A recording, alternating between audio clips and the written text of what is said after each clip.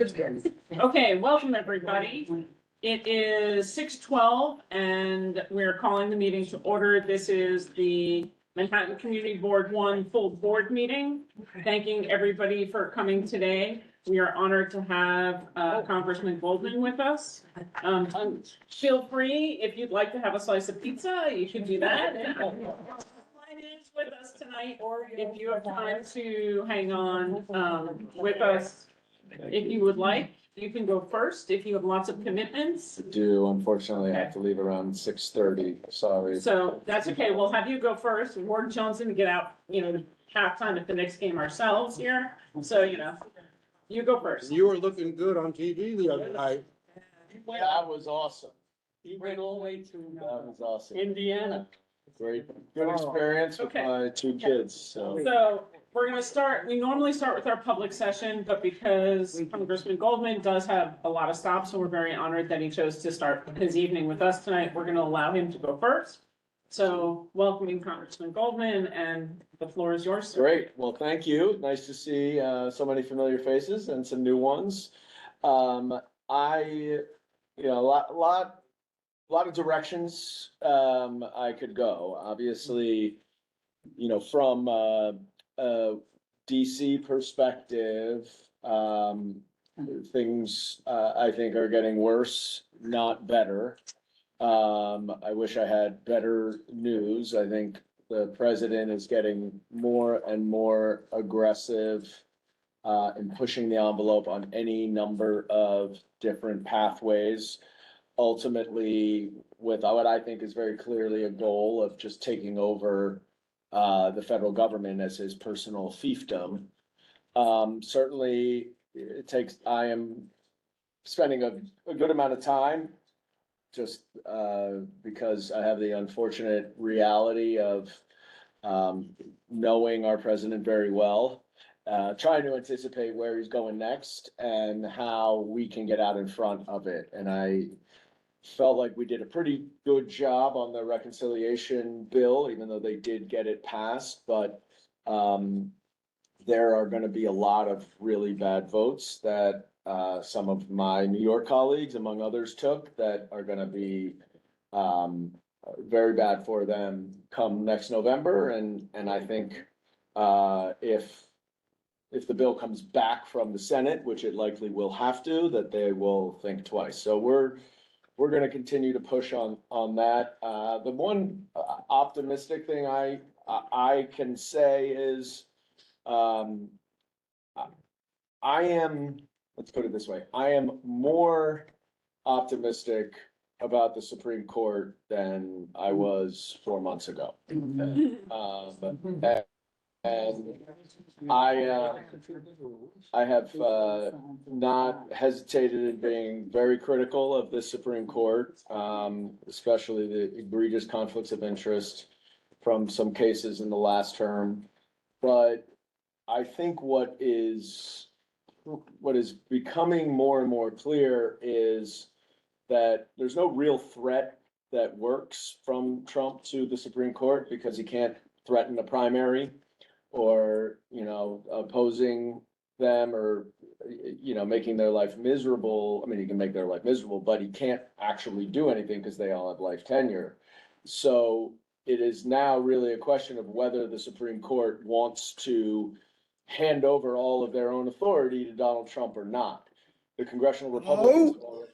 Whoa, keep going. And so, but I am a little more encouraged by some of what we've seen from the court, and they're gonna end up dealing with all of these draconian and lawless executive orders. Those don't really come through us. So that is a very abbreviated update on DC, and I wish I had better news. Obviously, we're paying very close attention to all of the funding cuts, the staffing cuts, and we're coordinating on the litigation. It's sort of all hands on deck in every way possible. And as a former litigator, I've been quite involved in a lot of the sort of legal strategy, working with outside. Hello? states attorneys general. And trying to make sure that we're covering all of our bases, both from a legal and a political and messaging perspective. Locally, you know, plenty to talk about. I think we have an election coming up, which I'm sure you're all following very closely. A couple of things that Tammy flagged that I can talk about quickly, and then I'm happy to open it up for some questions. The first is the borough-based jail in Chinatown. I actually just met with Jan Lee and Henry today, and we discussed their sort of revised, I don't know if it's theirs, but a revised proposal that would potentially relocate the jail and use the current location for affordable housing. I think the first step in pursuing that is, which I committed to work on, is to press pause on the current plan after some of the initial analysis is done, and before any of the digging actually begins, to wait for a new administration. Because nothing's gonna happen right now with this administration. There's no point in trying to work out this arrangement or this agreement, if we are even able to. I will say that I have had a number of conversations with different federal government constituencies and entities that are very interested in keeping the MCC and the U.S. Attorney's Office as federal property, renovating them and using them. So these are not sort of abandoned buildings. The funding is a whole separate issue, but also we have to be cognizant that this administration in Washington does not seem very amenable to giving things away. Let's put it that way. So that's another issue, but I think we'll take it step by step, and I think that we should wait. Conceptually, I like the idea, and I think that we should at least wait until the new administration on that issue. And I've been working very aggressively and very hard on all of the various different 9/11 survivor and victim funds, the health program, the compensation fund. I know you all are following it closely, and the staffing cuts are really problematic. And yes, it's, you know, I guess the director has been reinstated, but this is the MO of this administration, which is essentially not to say they are cutting benefits or actual services, but to just make it impossible for every agency to deliver those services by cutting staff, cutting offices, getting rid of all sorts of expertise. And, you know, that's something that we are very focused on, and making it clear and winning this messaging battle that this is not efficiency or, you know, cutting waste, fraud, and abuse. This is just making it impossible for them to do the job that Congress, passed a law requiring them to do. And so we're going to keep working on it. It has always been a bipartisan issue. And I think that we need to the extent that we're engaging on this, we need to escalate our advocacy with the New York Republicans who have generally supported this. And a lot of them have, of course, many folks in their districts who are impacted by this. That is far and away the best way for us to advocate and continue to get the necessary funding and support that we need, but it's top of mind for us, and we're very focused on it. So those were the two things that he flagged, and I'm happy to answer any other questions. I will say thank you very much for coming. We do have a resolution coming up very first, from executive where Welcome to Chinatown, NUBC, and Henry presented their plan, and it passed unanimously for the concept. We understand, that the administration can be, mercurial, I guess is a nice word to put it. But do think that there is potential positives for them as well as for the city, and that the overall plus side in terms of our perspective could be really beneficial for everybody. So we're Yeah. hoping that, I know that's not where he wants to Yeah. put his name necessarily, but maybe that we could get moving. Well, maybe if we name it the Trump Borough Jail,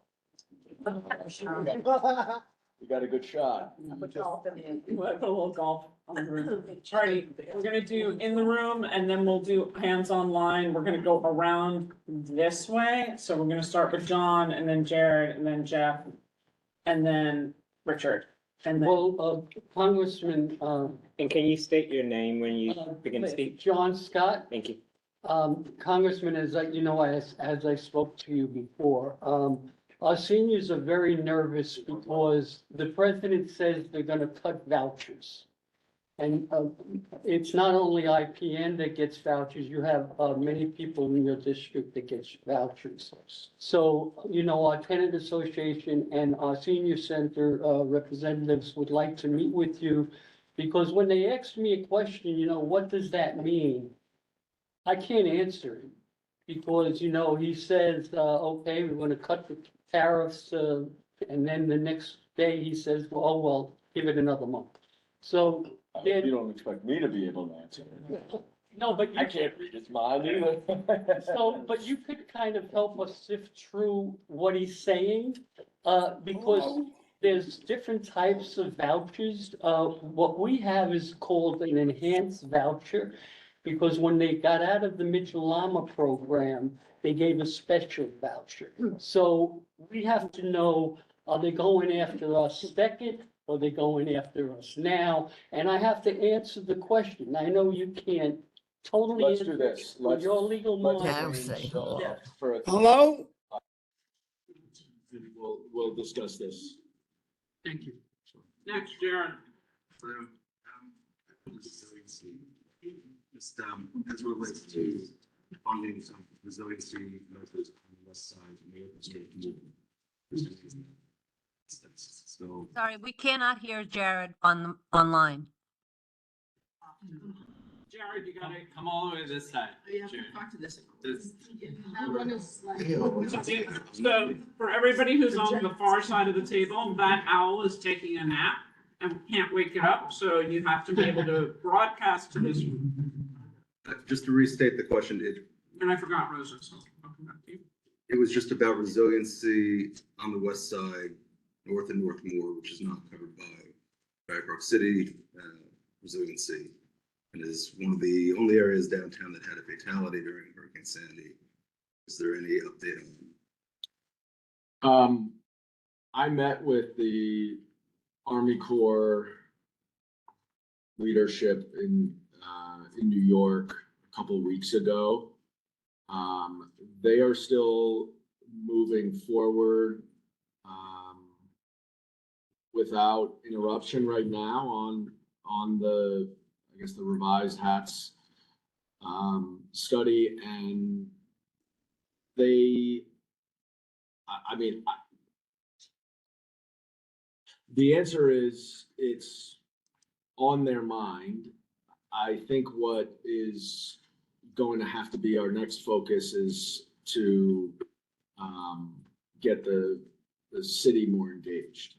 That one is, that area is just gonna be a more complicated area because it was recently renovated. So, and I remember being in this room, I think one of my very first convenings, and we had we had city, state, and federal folks here, and they showed the possible photo of the wall that they would put. And I think the only substantive comment I had is, whatever happens, it's not gonna look like that. So that's gonna have to be a coordinated effort between Because I think- all levels. I'm gonna Okay. institute one question, 2 minutes around the room, because there were tons of hands, and we do not want to be here all night. If we get through everybody's and your question has not been answered, again, one question, then we might come back. Rosa? Hi, Rosa. Councilman Bowman. Sorry, I have a Oreo in my mouth. Question about resiliency, actually, to follow up on the previous question, but this time on the east side.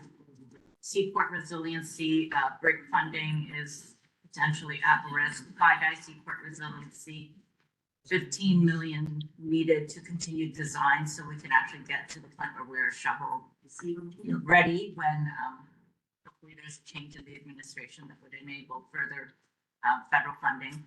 How can you help us to get both of these to a point of safety? Because obviously we're continuously at risk of flooding in this community. There's a Con Ed substation right there, on and on and on. We're certainly focused on it. I wish, obviously, in the last administration, I could make a lot more promises. This, my strategy with this administration, which we ended up being successful on the Empire Wind 1 project over in South Brooklyn and getting that turned back on, which we did not expect to happen, is we got to figure out how to frame it so that it fits within this administration's approach. And so one of the things that we're brainstorming about is how to reorient the funding and explain what it's being used for in a way that might resonate more. But it's hard. I mean, litigation is, in some respects, I think our best pathway, because the Impoundment Control Act, which is a law that prevents the president from changing where money is designated by Congress. And that's going through the courts. And, I think we would hope this would fall under it. In some cases, if it's discretionary, then it doesn't necessarily fall under it. So each situation is different. But I don't think that there's going to be much we can do outside of litigation, at least as of right now. Thank you. Sorry to be the bearer of bad news. Jeff Galloway? Rose just asked my question. Fantastic. Moving on to the next person was Richard Corman, I believe. Yeah, thanks, Congressman, for coming. So many horrific cuts. We don't even need to touch on them. Medicaid, housing, climate, awful.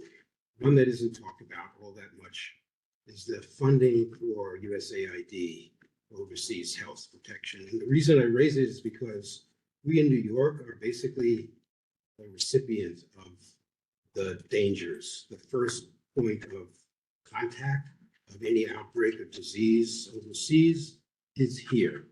I've already been told that the people that guard the airports and prevent people with Ebola and Marburg's disease and all these things that are over there, they're gone.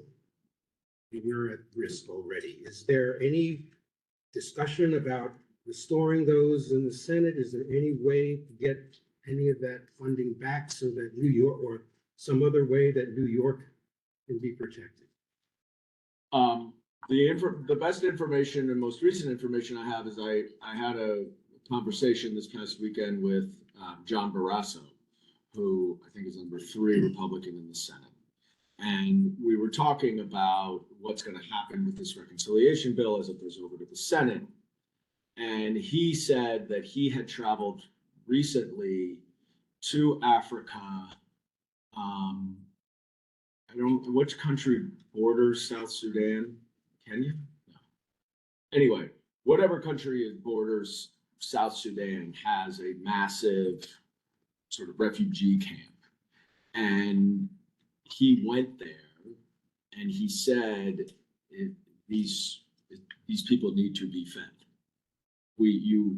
There are some programs that are outside of USAID's core mission, which is to fight illness, to fight famine, to fight disease, humanitarian relief, and that he was at least drawing a distinction between those life-threatening essential services that USAID provides and some of the, the other programs, which he didn't specify, but I think even from the experts I've talked to, that USAID has gotten very big, and not all of their programs and funding relate to that core mission. And so I was encouraged that he said that, and that he recognized that there are really essential programs that need to be funded that will otherwise cost lives and address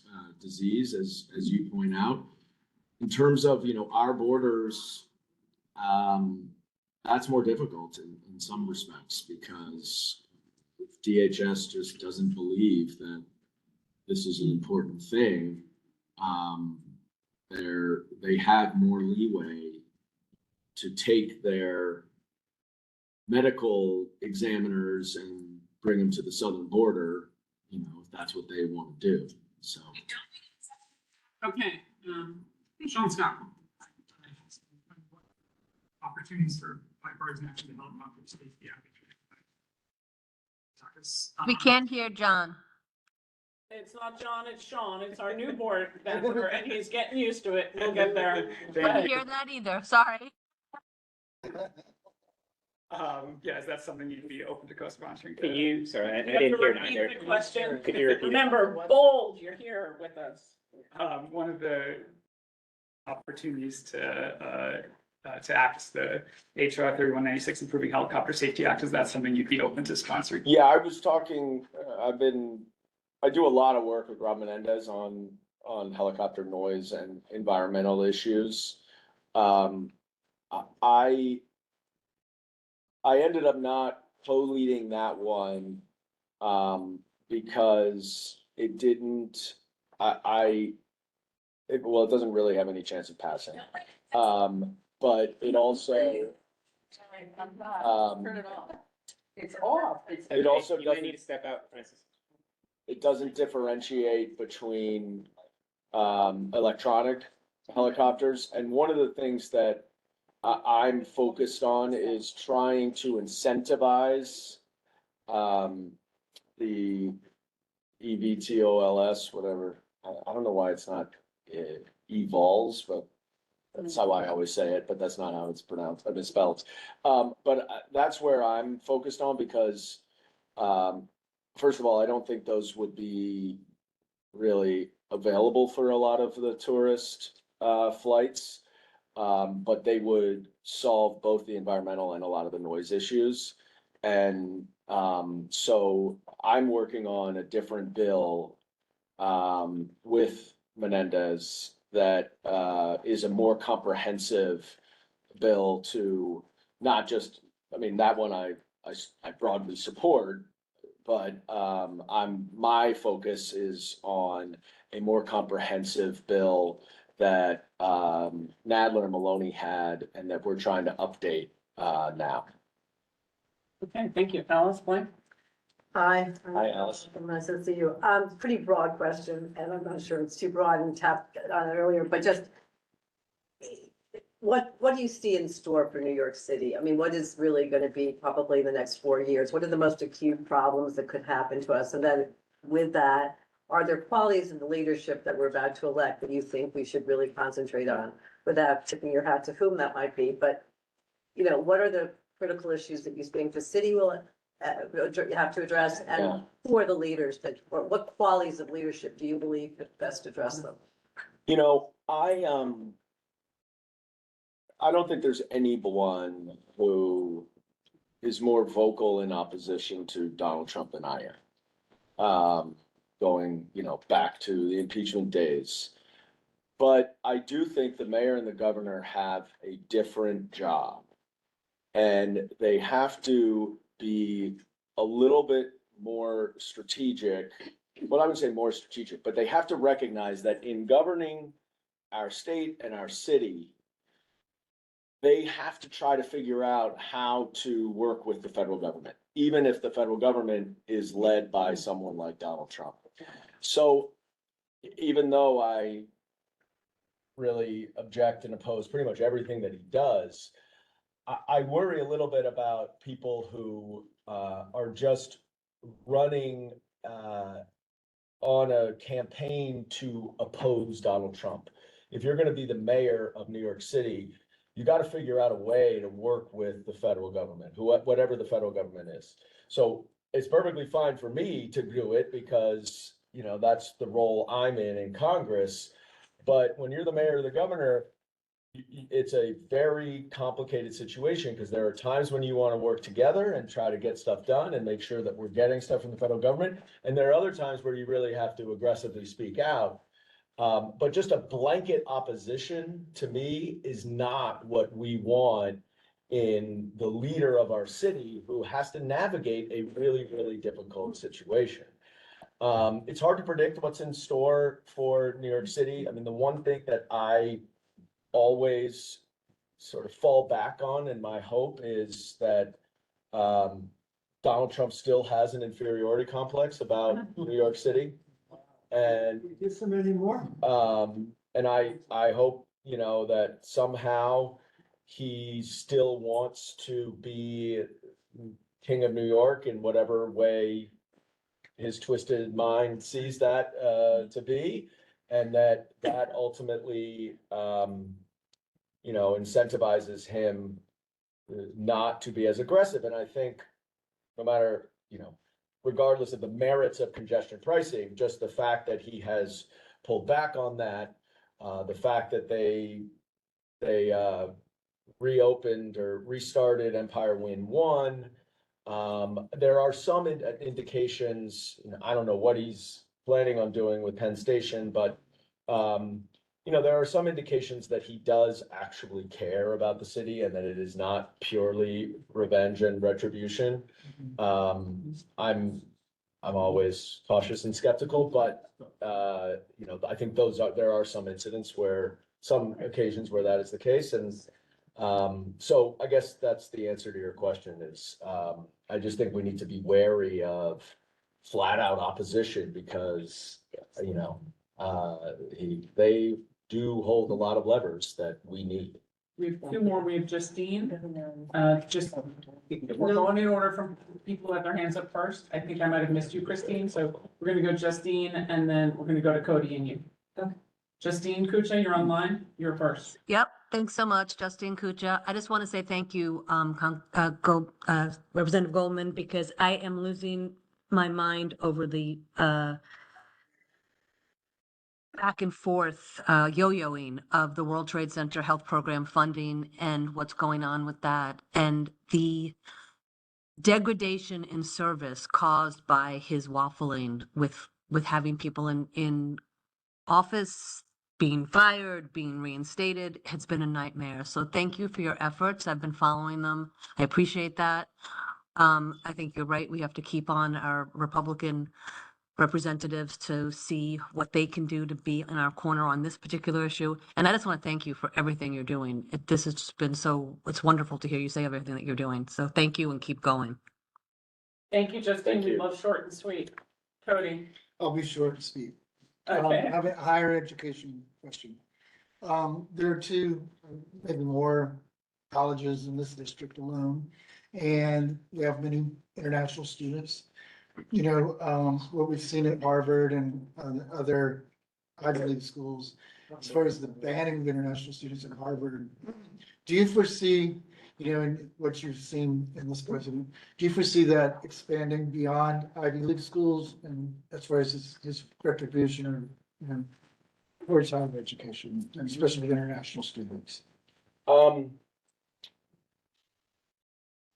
Yeah, I mean, it's very possible. I know that Congress had a hearing with schools that some of which I wasn't even aware of it having issues on campus.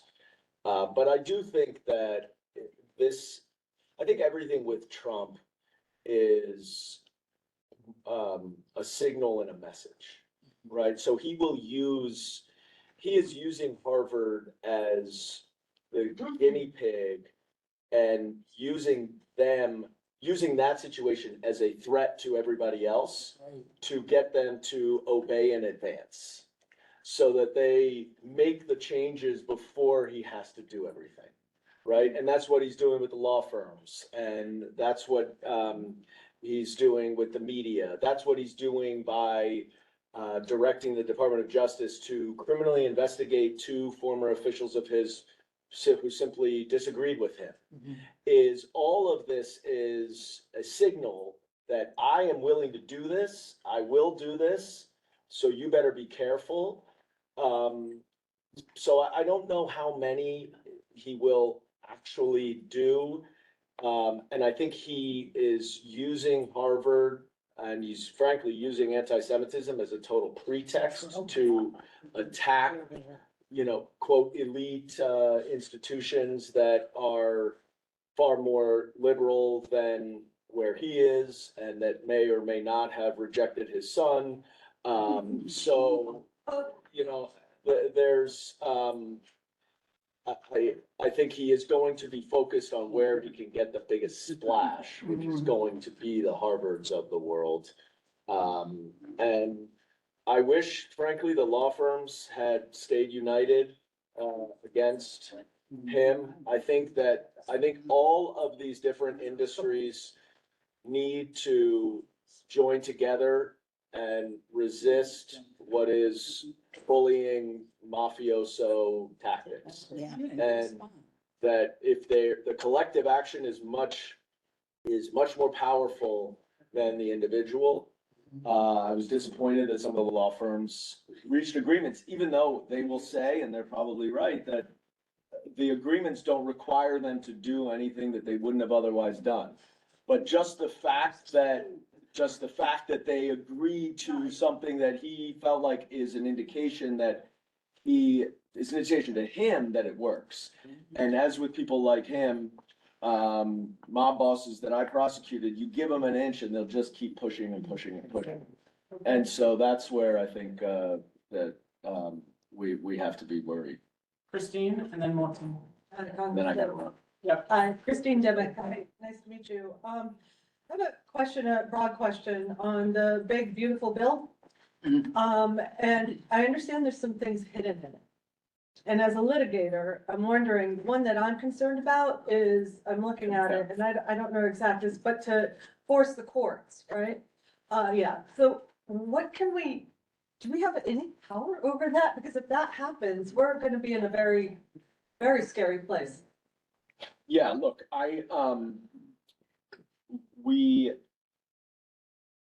the hardest part about that bill is the idea that there are so many bad parts of it that if you try to address every single one, you don't break through on it.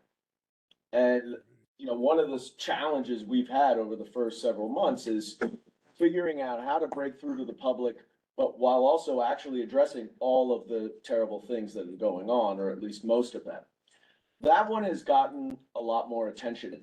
That came through the Judiciary Committee bill, and I'm on the Judiciary Committee, and I spent my entire 5 minutes talking about the bill on that one clause. Just if you don't know, it basically makes it a lot harder for courts to enforce contempt orders. So the Republicans are trying to make it easier for Donald Trump to violate and defy court orders through this bill. You're on the computer. It started to get a lot more attention. I You think turned this all the way off, right? Hey, sorry, Joe. Sorry. The more that we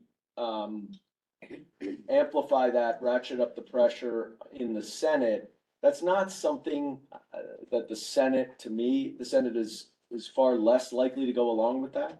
And I think we can we can get it removed over on the Senate side. Thank you. Morton, you've got the last word tonight. Yes, hi. How are you? My question is that one of the many disturbing things that is going on is the treatment of legal residents, legal permanent residents at the border, airports, and points of reentry. When the election happened, they said they were gonna go after criminals and people who are the worst of the worst, and you see all over the country, people who are legally in this country being stopped at the border for various reasons. I'm wondering, is there any, I see like in Florida, for example, there was some Republican Congress member who seemed like he or she raised some objection to it. Is there any, do you think there's any opposition to this on the other side, that there could be some sort of action taken? Florida has, several Cuban, Republicans, and I don't know what Salazar is, but she's generally works in a very bipartisan way on a lot of these immigration issues. Theoretically, the New York Republicans are, more amenable to it. At least they say they are. They never quite vote that way, which is pretty consistent across the board. But immigration does not break down as partisan as other issues do.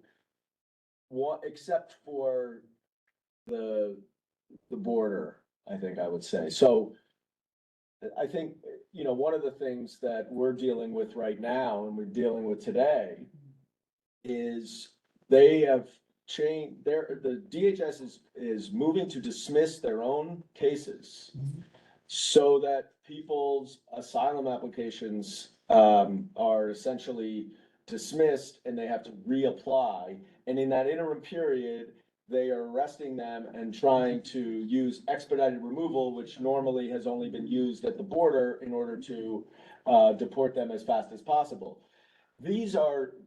Asylum is a lawful, they keep talking about asylum as if it's some illegal way. It's not. It's a lawful pathway to get here. And in fact, where we've been talking to some journalists to highlight this and to continue to push it. So the short answer is, I hope we can make some progress. I don't have a lot of optimism right now because until something happens, at least in the House, where Trump does not completely control everybody, they're just gonna follow what he tells them to do. So. And on that sad note, we're gonna say, write everybody and anybody you can, if you've got something to say, whether it belongs to us or not. Can I just say one last thing? And I say it everywhere I go, so you may have heard me say this. The policies that they are pushing through and that these New York so-called moderates are voting for. Right. That are terrible for New York. And obviously it doesn't do you all a ton of good to complain to your representative because you're preaching to the choir. But if the more we can be talking to people, be activating, be engaging, getting out there and joining rallies and protests, it matters. I know, I can tell you firsthand from talking to the Republicans from New York, they know when there's a 300-person rally out front of their office. They know, they are paying attention. And the more that we are doing that and the more pressure that we are putting on them, the more difficult it is for them to follow Trump. And ultimately what we can hope for is that long before November, they decide that following Trump is political suicide, is electoral suicide. And so they are going to find a spine somehow, some way and stand up. But it is having an impact. It's not yet has changed their voting pattern, but do not think it is for naught when you are writing letters, when you are showing up. It matters. And if all of us and everyone else who feels the same way shows up, does one more thing than you did before, that's millions of people who are activating. And it sounds perhaps a little Pollyannish, but ultimately, that's what our democracy is, and that's where it starts, from the people. And that's the way that we can save it altogether. So, thanks for having me.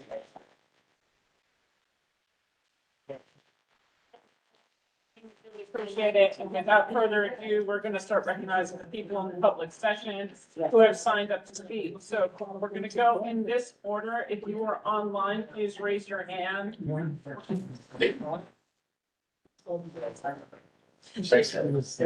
we go to public session and public hearing. Really? Yeah. Okay. Kathleen, do you need to go now or can you wait, 15 minutes? 15, I promise, that's what we're gonna manage.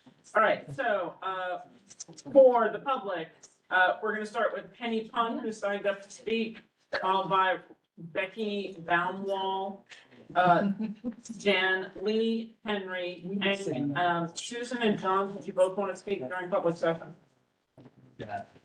Forget. You know? I'll put you on the queue, you'll pass. Okay, great. So let's see, can we find Penny Pun? Here. Penny, welcome. Please come closer to the table so you can be heard. Good. The owl is working. And it's 2 minutes. Welcome. Thank you. Let's see if my voice can travel it out. Hi, I'm Penny. Some of you know me, the Purple Performing Arts Center.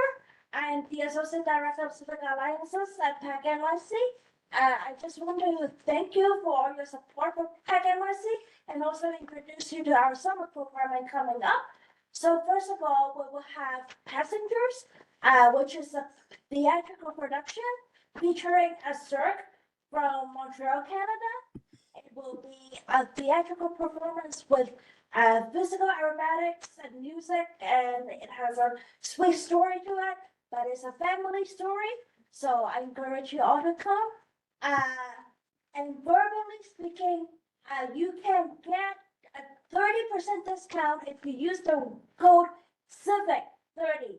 That's CIVIC 30. And just, this is private, this is exclusive. I'm verbally communicating. So, and then on July 12th, we will have a family day. No tickets are needed.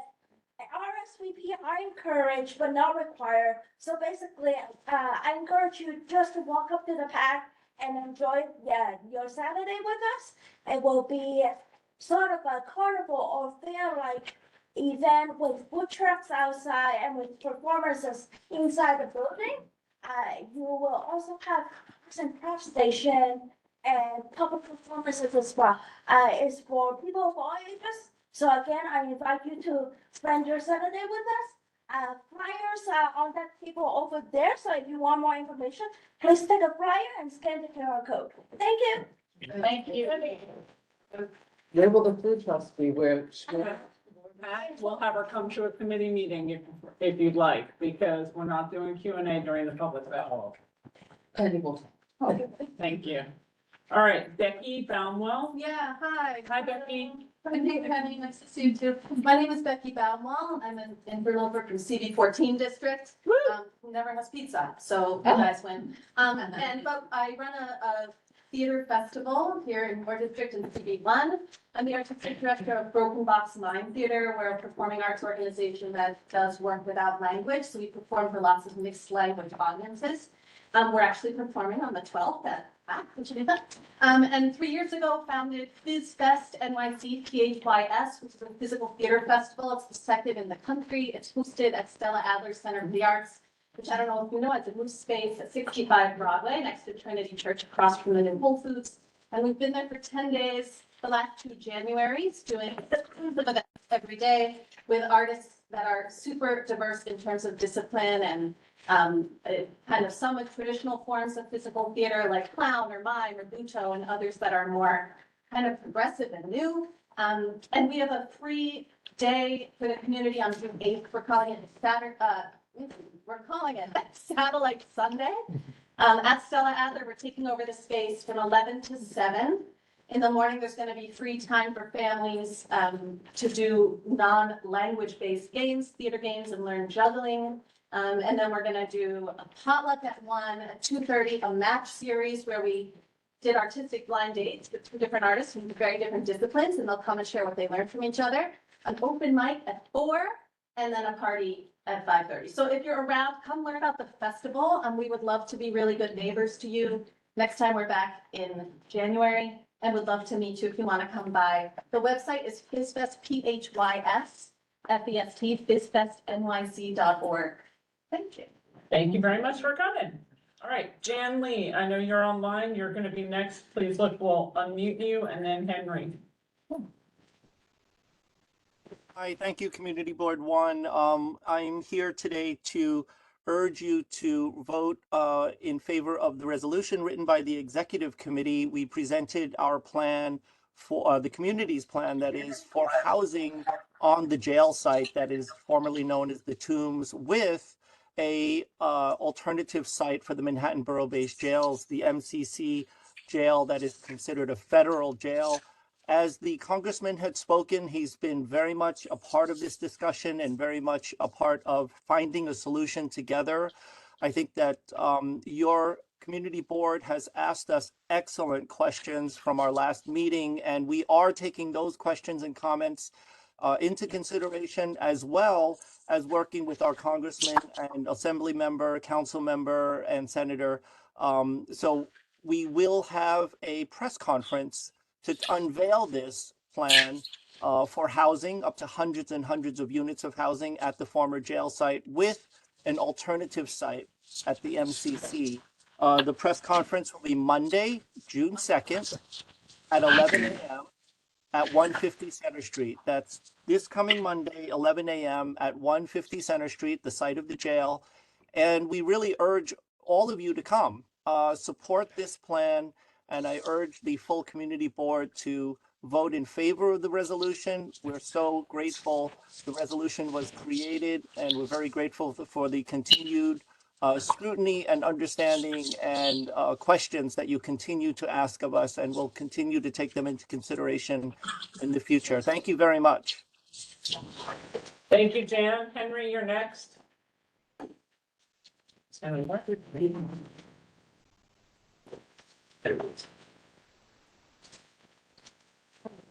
Welcome, Henry. Thank you everyone at Community Board One for your support, and we, just to echo Jan, I want to advocate for the plan and encourage everyone to support the resolution. The plan really came out of a lot of conversations with the community and about what is really the best for the neighborhood and the best use of that site. After a lot of research, we've come to the conclusion that, it's a very dangerous and difficult site to build on, and the community is in dire need of housing. So we know there's a lot of due diligence still to be done to fully evaluate the federal facility. But we think with the resolution and your support, we can make a lot of progress on that effort. Thank you. Thank you very much. And with that, I believe that's the last person from the public that I have who had signed in prior to about 6:30. So if you look, I have no one else from the public. We've called on everybody. We don't have Kathleen Dane. Do we have Kathleen? She said, Yes. oh, she's from our public hearing. There you So, go. all right, so let's close the public session. Actually, we'll leave the public session open. We'll have you as part of, it's a public session, public hearing. We're gonna combine that up because Leah, who's supposed to present for our public hearing, has COVID and lost her voice. So we even tried to say that Alice and I would try and help get through the slides. She can barely speak, not even in a whisper, so we're gonna invite her back for a future meeting. It's really a fantastic presentation if you want a space and taste of it. She did present in April, at the executive committee. So, take a look at that. In the meanwhile, it really will be a basis of a lot of things that we do going forward. And with that, because you've been so patient and nice, let's welcome, please introduce yourself. Hi, everybody. I hope I'm speaking loud enough in the owl so that you can hear me online. I'm Kathleen Daniel. I'm New York City's Chief Democracy Officer. What does that mean? That means it is my job to run around and ensure that the most important candidate in every election, New Yorkers, win. And how do we win? By going to the polls and voting, right? Or sitting on your couch and voting by mail. So I'm going to talk really quickly so that you can get home at a decent time and not blame me for how late that we kept you out. And I'm going to just give you some quick information. So the Chief Democracy Officer is the Chief Officer in Democracy NYC. It is New York City's nonpartisan, can't stress that enough, nonpartisan initiative to stop the drop, which is our mission between voter registration and voter activation, right? How do we do that? With voter education and then mobilization, right? So we do city, civic style and city right style teach-ins. And you may remember them. We did them during the NYC Census 2020 campaign. And some of you might recognize me. Yes, I was census lady, test and trace lady, and now voting lady, right? Whatever works to keep the city rolling. And so what I do is go everywhere that I'm invited. So I thank you for this kind invitation and preach the gospel of voting, right? And why it matters. So what's on the ballot? Our budget. This June, in a closed primary, because that is what New York City does, we have a closed primary. And what does that mean? It means that only people that are registered to vote in a party that is conducting a primary can vote in that primary. So if you decided not to be in a party, which is your prerogative, it's great. That means you will vote with everyone else in November, right? And so what's the primary? It's the pregame. All right. And so if you're really a fan and you signed up, you're going to the pregame, which is in June. And then you're going to the finals. June is the semifinals for some of the teams, right? So the finals are in November, and that's when everybody shows up to the game, right? Everybody needs to get a ticket. Can you tell I've been watching the Knicks? I'm sorry. So I said, what is on the ballot are all of the city major positions: mayor, controller, public advocate, all of the city council, that's all 51 members, from hence the new speaker of the council will come, and that's the person that's going to decide what gets on the floor, what we're actually even arguing or voting about, right? And all of these people are a major component in New York City's budget. Major, right? The controller is going to be telling you how we're spending that money and studying that. The public advocate is going to be advocating for causes and being your representative. That's your lawyer, technically, or your community activist. And then you have the mayor who's going to appoint everybody else who's not elected, who you're not choosing, right? You also have your borough president is up, and land use, which is a particular concern, right? In this community, major job of the borough presidents. You also have your Manhattan DA is up, right? Not all 5 DAs are up at the same time, but here in this town, you're going to have your DA. There are also judge positions. There are party positions, county positions that are also going to be on the ballot depending on what district you are in. Here's what's going to be interesting about this vote. In June, it is a ranked choice voting race. In 2021, we enacted ranked choice voting in New York City. And what does that mean? It means you get to rank in order of your preference up to 5 candidates. Does that mean I've got to choose 5 people if I only like 2? No, you can only choose 2 if you only like 2, right? Consider it swiping left or right, but you get to swipe a few times, right? And so you're going to swipe up to 5 times and put it in that order. And I really appreciate my fellow online daters who are laughing because you get it. I'm learning it, but you're getting it. So you're going to put them in order. Everyone always asks me, Kathleen, do I have to rank? No. If you only want to choose one person because you can't stand the rest, then choose one person. But here's what happens. Your power then is diminished. How does ranked choice voting work? You're ranking 5 people, right? You're going to go pink, purple, green. I'm sorry, you're going to go the 5 boroughs, right? Brooklyn on top, of course. Can you tell I'm Brooklyn? Brooklyn, Bronx, Queens, Manhattan, Staten Island. You're going to rank them in the order of your preference. If you chose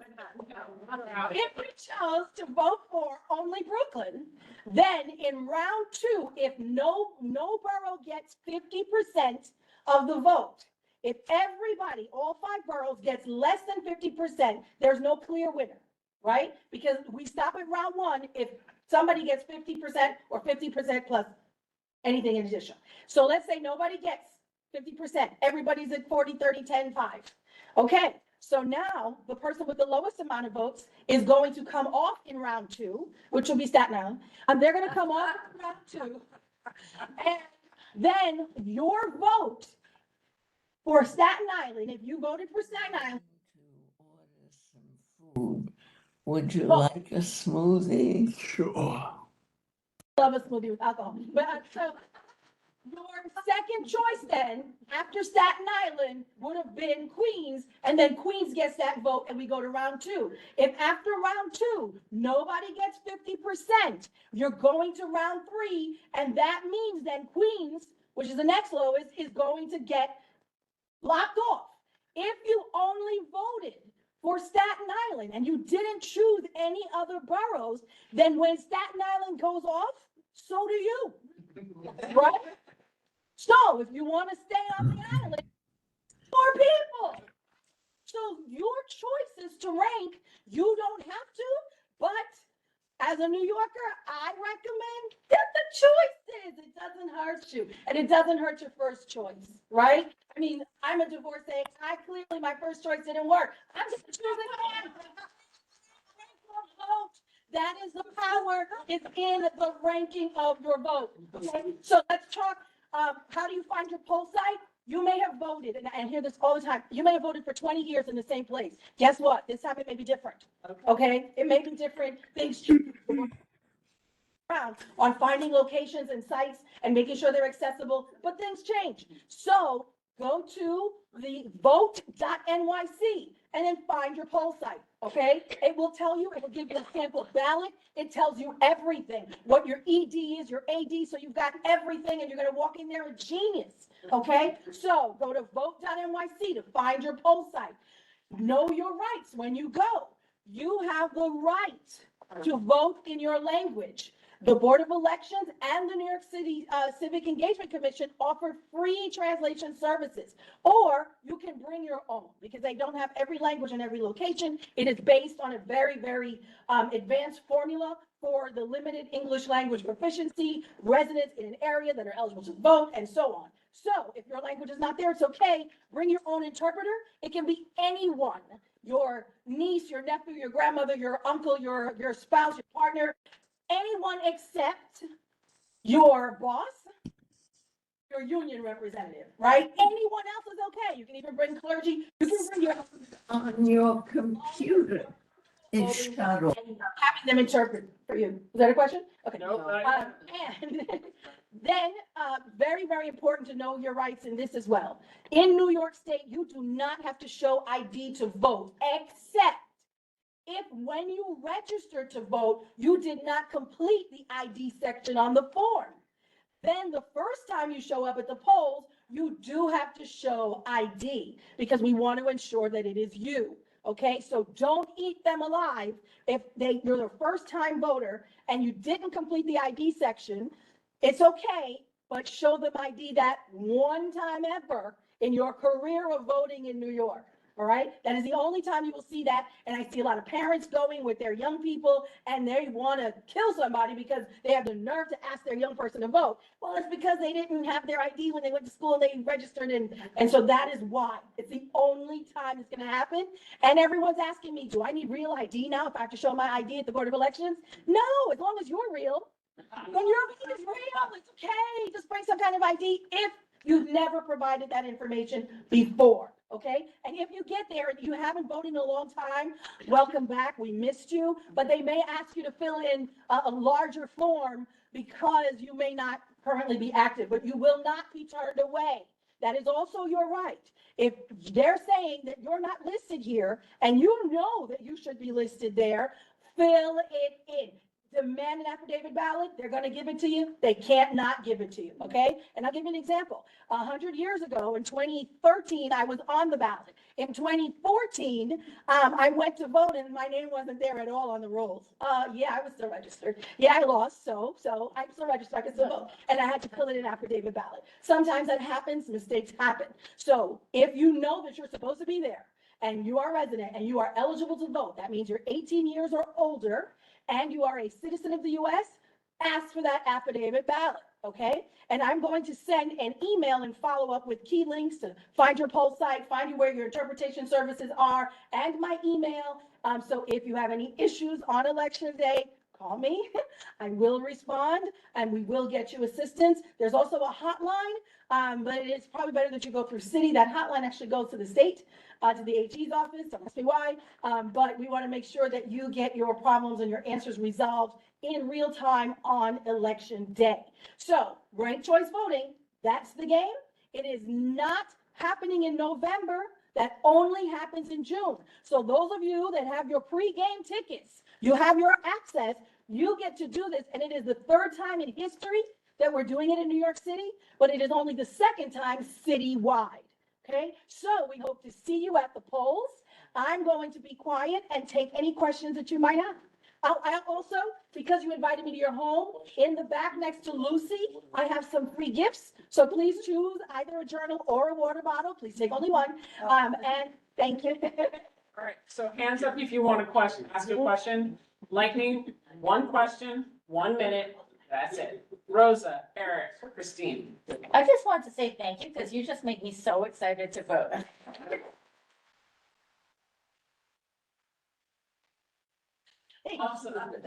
Although I really think you'll regret putting your phone number out there. Eric? This PSA is very important. I'm glad you're telling this to people. Do you also tell people that they need to be informed, that they need to check out who they're voting for? Like, I don't want them to just vote for the sake of voting. They need to be informed voters. And then also, do you tell them, like, if you don't like a candidate in a particular race, you don't have to vote for anybody? I'm just adding that as a possibility, why people may not be voting. So what I do tell people is where to go, and that will be one of the links to find out who's running and all about them, so that you can Google them just like you would Google anybody else that hits you up on when you're swiping left or right. I don't tell them they have to do that because my job is to get them to the polls by any means necessary. And so if they go and they just choose a name that they know or they choose a name they don't hate, I'm fine with that because again, I'm nonpartisan, as nonpartisan as you can get. But I do send them to the voter's guide, which is located at at NYC Votes. Okay, and that's done by the Campaign Finance Board. Yeah. Okay. Okay, Christine and then Alice. I have a son who's 18, just turned 18 and. Can you clarify for me what kind of ID he should bring? Is it a passport? He doesn't drive, he doesn't have a learner's permit. Is a school ID work? Does it need to be a photo? If he's still in school, the school ID works. Okay. And I have to give as a mom this PSA, while they are still in high school, before they have the responsibility of being an adult without any bills that they're paying, make sure that they go and get that real ID, that non-driver's ID or the driving ID, because after they graduate and they're 18, it is hecka difficult to get it. And they're gonna. After 18 or after they graduate? If they graduate high school and they're 18, they no longer have that high school ID.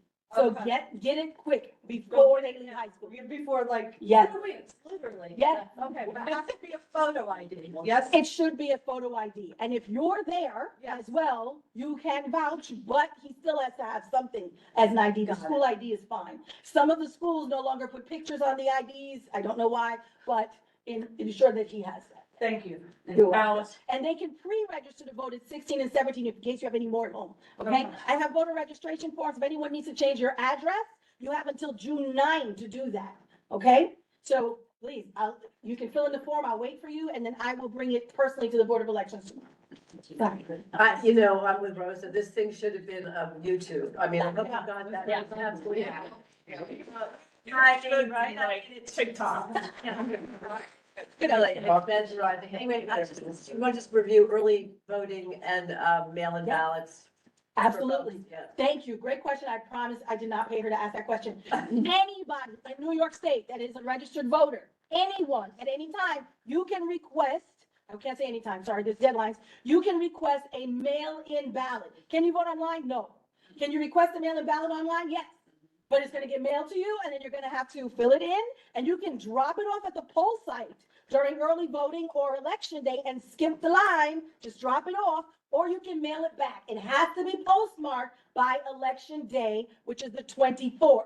Early voting, which is also the last day to register to vote for at the same time, is June 14. And you can walk into a poll site, fill in the voter registration form and do an affidavit ballot. Okay, I'll also send you the link to register to vote online and you have until the 14th. And then if you wait 48 hours, then you can just walk into the polls and you'll already be in the electronic record. Okay? Awesome. Is there anybody, oh, hold on, we give people online a chance. Really quickly, your early voting site is usually a different poll site than election day. So definitely go to vote.nyc to find your poll site. It will give you both. Your early voting poll site hours are different from your poll site hours on election day. So make sure, to be sure, go to vote.nyc. Okay, Howard Huey online, you have your hand up. Is this about voting?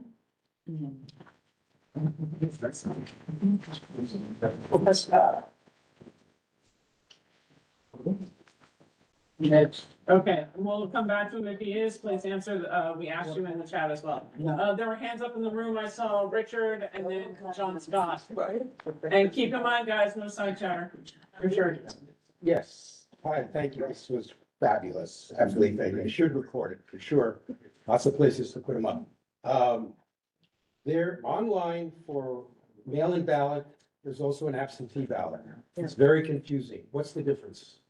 The difference Request is, one, you can that is a great question. So the difference between an absentee ballot and the mail-in ballot, I'm going to give you the official answer, then I'm going to keep it real, may I?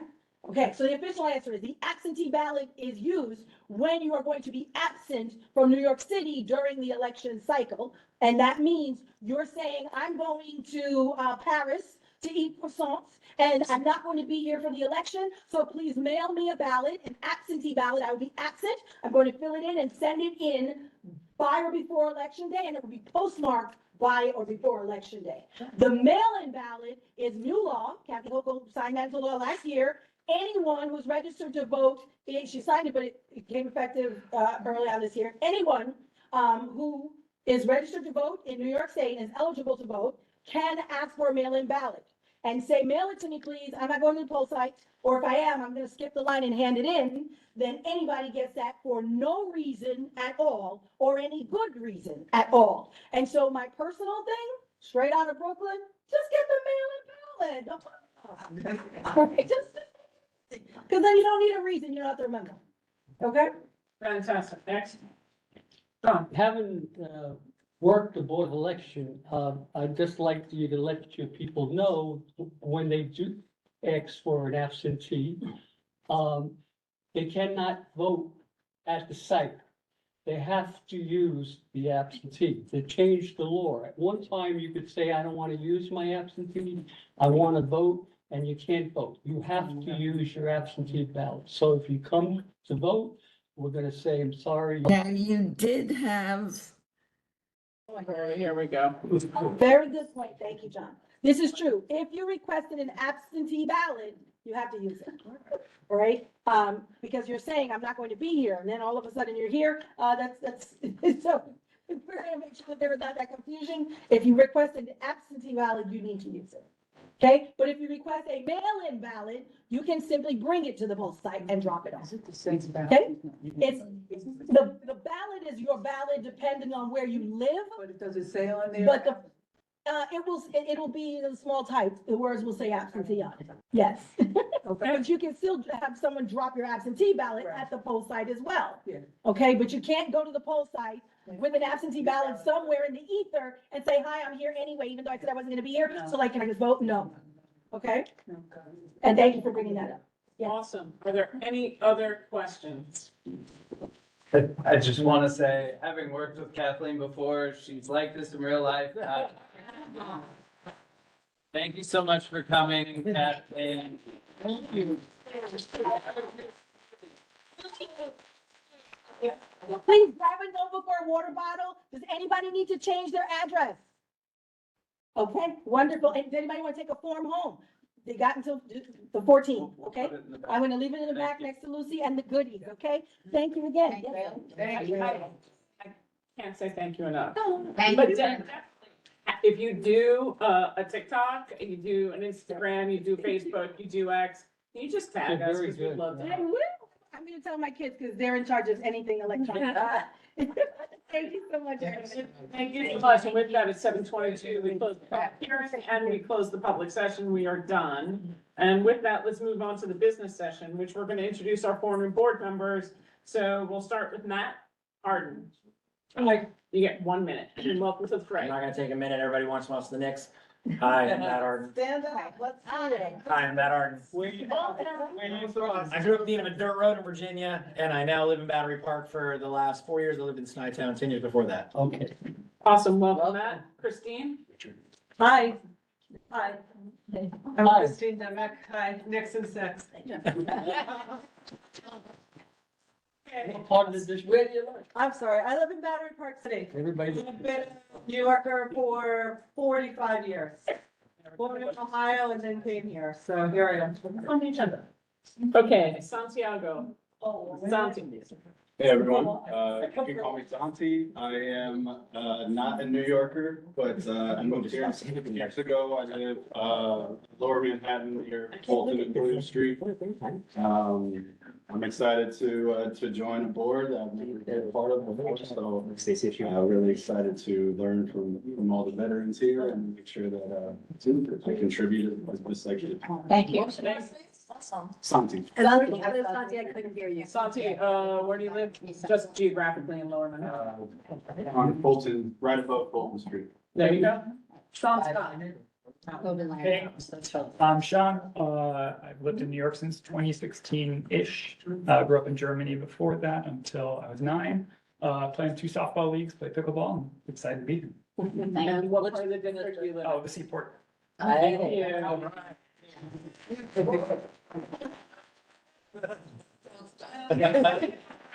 So we're gonna need, so much like we have done before, we do need some patience when we're doing roll call because now we have 2 Scotts.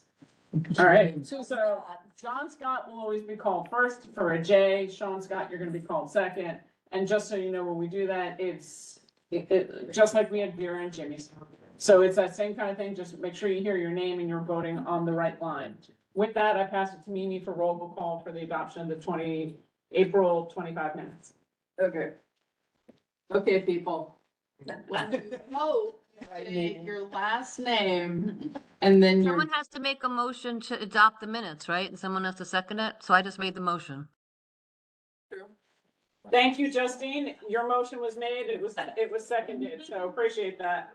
I'm just like trying to run it along. Amoruso. Cool. Arden. See your last name and then your vote. Arden abstained.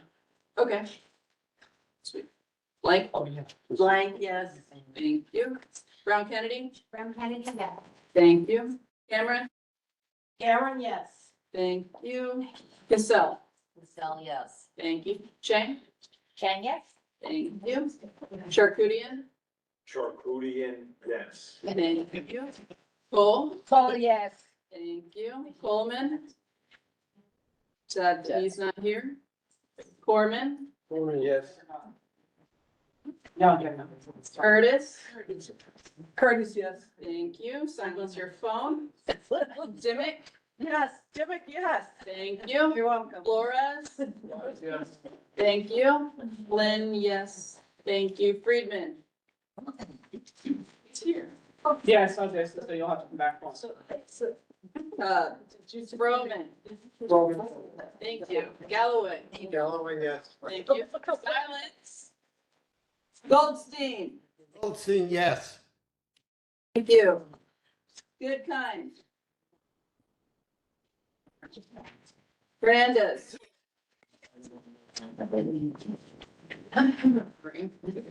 Rashad? Ershad, yes. Thank you. James? Joyce, Joyce, yes. thank you. Kay, Yes. thanks. Canal, Yes. thank you. Gopal, thank you. Do we have one? Lewinson, Yes. thank you. Lyon, Lion, yes. thank you. Meltzer, Meltzer, yes. thank you. Minsley, Minsley, yes. thank you. Moore, Moore, yes. thank you. Pendia,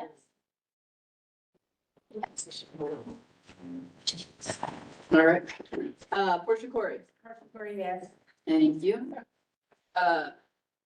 Royce, Rio, I'm actually pronouncing your last name terribly, since you couldn't see. How do I say your last name? Rios. Rios.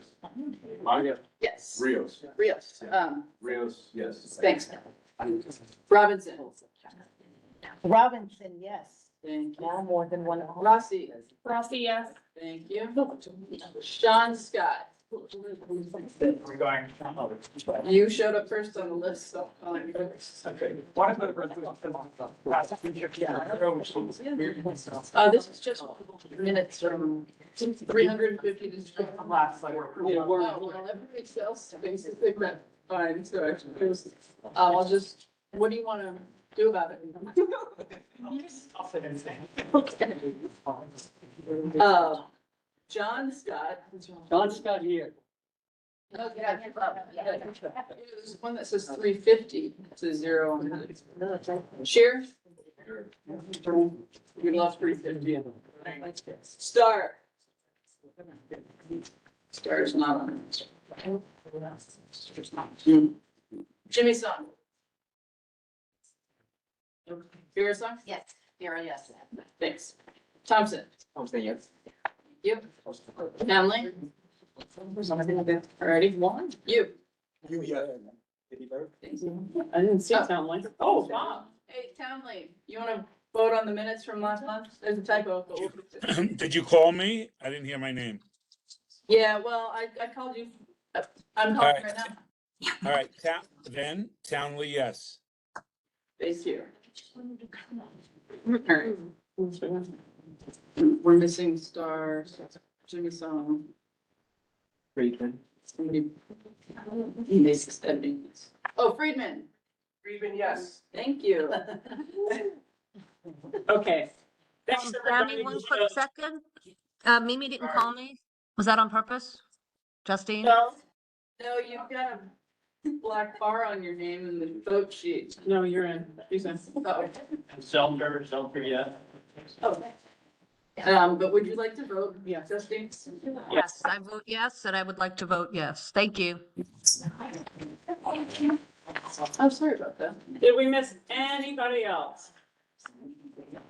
Okay, as I say, new vote sheet. Wait, Wendy's here. Yeah, Wendy's here. Chapman. Chapman, Wendy. No, I don't think she's gonna be here, Chapman. Is that not her? Oh, I'm sorry. Sorry, my bad. Sorry. All right, first day new vote sheet. It's always hard to get settled with all the new names in. All So right. thanks, everybody. We're gonna move on to our elected officials, the reps who are in, online and both in the room. Senator Kavanaugh's team sent a note in apology. They will not be here tonight. We have also, Deborah Glick's office looks like they're online, but she's actually in transit. She did submit a report electronically, which we will have and link out and send for everybody.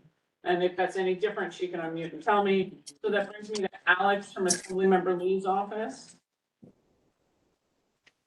Alex? Hey, everybody. Can everyone see me? Yes, thank you. Yeah. Giving up for Assemblymember Grace Lee, tuning in from Albany. I guess this is the first meeting we've had since the budget was passed. So that obviously took a lot of time, and it was historically late. 38 definitely something we wanted to report back. So first off, there's going to be income tax cut for almost 9 million New Yorkers, average saving of $119 per household. And once fully phased in, families and individuals earning under $323,000 combined will benefit from the lowest income tax rates in decades. So that's something we think is a positive. The budget also expands the Empire Child Tax Credit. So previously this provided up to $330 per child, but now has expanded to $1,000 per child under the age of 4 and $500 per child between the ages of 4 to 16. And the budget also includes a cutting in half of the Mitchell Lama shelter rent tax, something that our office advocated for. It's going to be from 10% to 5%. This will save hundreds of thousands of dollars for Mitchell Lama developments in Lower Manhattan.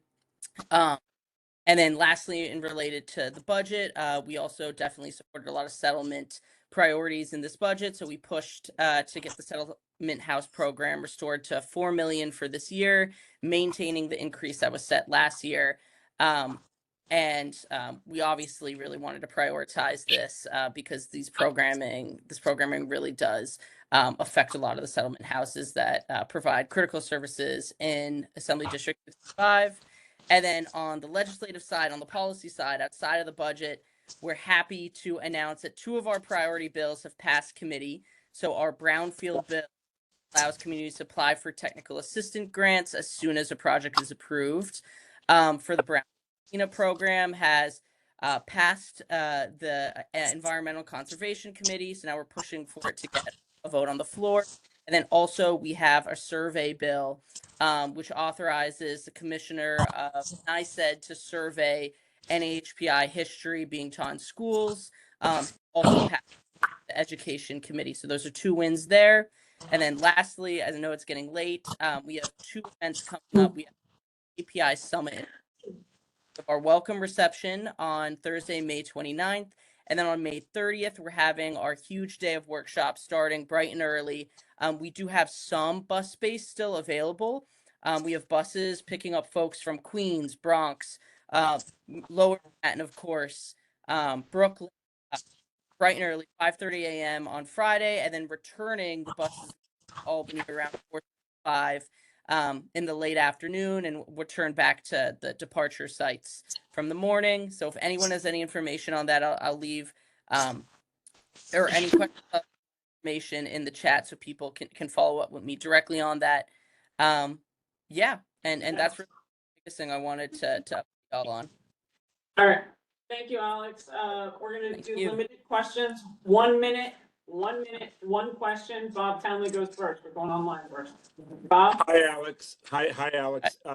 This is a question for you. Sure. But it's intended for all the elected officials on the call. There has been no increase in the city funding of DYCD programs, which is a city issue. On a state level, I'm not sure you're familiar with it. I've done a lot of lobbying on it. The state retention grants have been, as of now, dismantled, which put money directly into the hands of people who work in childcare. That's a state initiative that's been good. I don't know if it was part of the pandemic funding but it is essentially a very big budget cut for people who work in after school programs. We just passed it along, and many programs all over the city had the child retention grant. And I'm just mentioning it because I haven't gotten really any traction on this large funding cut and the DYCD. And just so to refresh everybody's memory, we take care of 5,000 working families after school every day. It's one of the biggest drivers of the economy for working parents, that they have children who can come to a program for free from 3 to 6. So I just wanted to mention that. It's not only for Assemblywoman Lee, but it's for everybody. Thanks. John Scott? I'm gonna do the same thing. Bob says this is for all our elected officials, so the youth had 1 minute and 40. I'm speaking for the seniors. The seniors are suffering. I've been trying to get the SCREE passed since last year. We never did a resolution last year. We never did a resolution this year. And people are hurting. They're paying 40% of their income. We have an increase coming up with a rent stabilization, and it could be 5%. In IPN, they get an extra 1%. Gateway, I don't know their situation, but this is for the whole city. And it's not passed. I keep bringing it up. I would like all of my members of the community board to raise your voice. I raise my voice. It's not going to affect me, okay? But nobody raises their voice at the community board. I need you to know it. You got candidates running for elected office. You see me talking about this every month. Raise your voice. Seniors need help. My minute's up. Thank you, John. All right, Alex, do you have any feedback, please, on screen injury or for funding for DYCD? Sure. So with this re-injury, if anyone has any individual issue with receiving benefits, please do reach out to our office. We do a lot in regards to that. In terms of potentially a specific bill, it seems to be legislation that was referenced to. If you could share that bill number, I don't know if it exists already or more it's like an idea. So that can be bill members' attention. If it's just like a policy proposal, we can explore. Okay, Alex, you're breaking up a little bit. So with that, I'm gonna say thank you very much for being here. And if you can get in touch with Bob Townley, Christina and Pat, if you can get in touch with Bob Townley directly, that would be wonderful. And I know your office has his contact information. So from there, we're going to go on to Robin at the mayor's office, and then Sean from the borough president's office, Max from Marte's, Peter Say from the from the district attorney's office, and then the IBO. So, Robin, you're up. Robin? Yeah, hi. First, Bob Townley. I don't know if you're aware, I'm sure you are, but the mayor has greatly expanded the after-school program through DYCD. It's an after-school for all program. I'm happy to talk to you offline about it. But I'm very aware of that initiative. It has a lot of people scratching their head. Well, I don't know. I've heard from a lot of people who are pretty happy. He's putting it out there. Okay, well, thank you for the head I can scratching. talk to you about it. Give me a call. I just wanted to make sure it's not really the. Okay. I wanted to talk, many of us downtown are accustomed to memorials in our midst, and the mayor announced a new memorial that has been designed for fallen post 9/11 service members, the people who fought in Afghanistan and Iraq. The memorial will be in Queens, in the Whitestone neighborhood of Queens, which actually has the largest number of military members. And the community also lost the largest number of people in those wars. The memorial, which is called Flames of Honor, is being designed by the son of a World War II veteran. And it looks beautiful, and to honor those who have fallen, it's lovely. On a lighter note, Knicks, let's go Knicks. Just let you know that I don't know whether anybody's betting on games, but just know that the city, for every home game the Knicks play, and if they go beyond the current game, $91 million in economic activity for the city.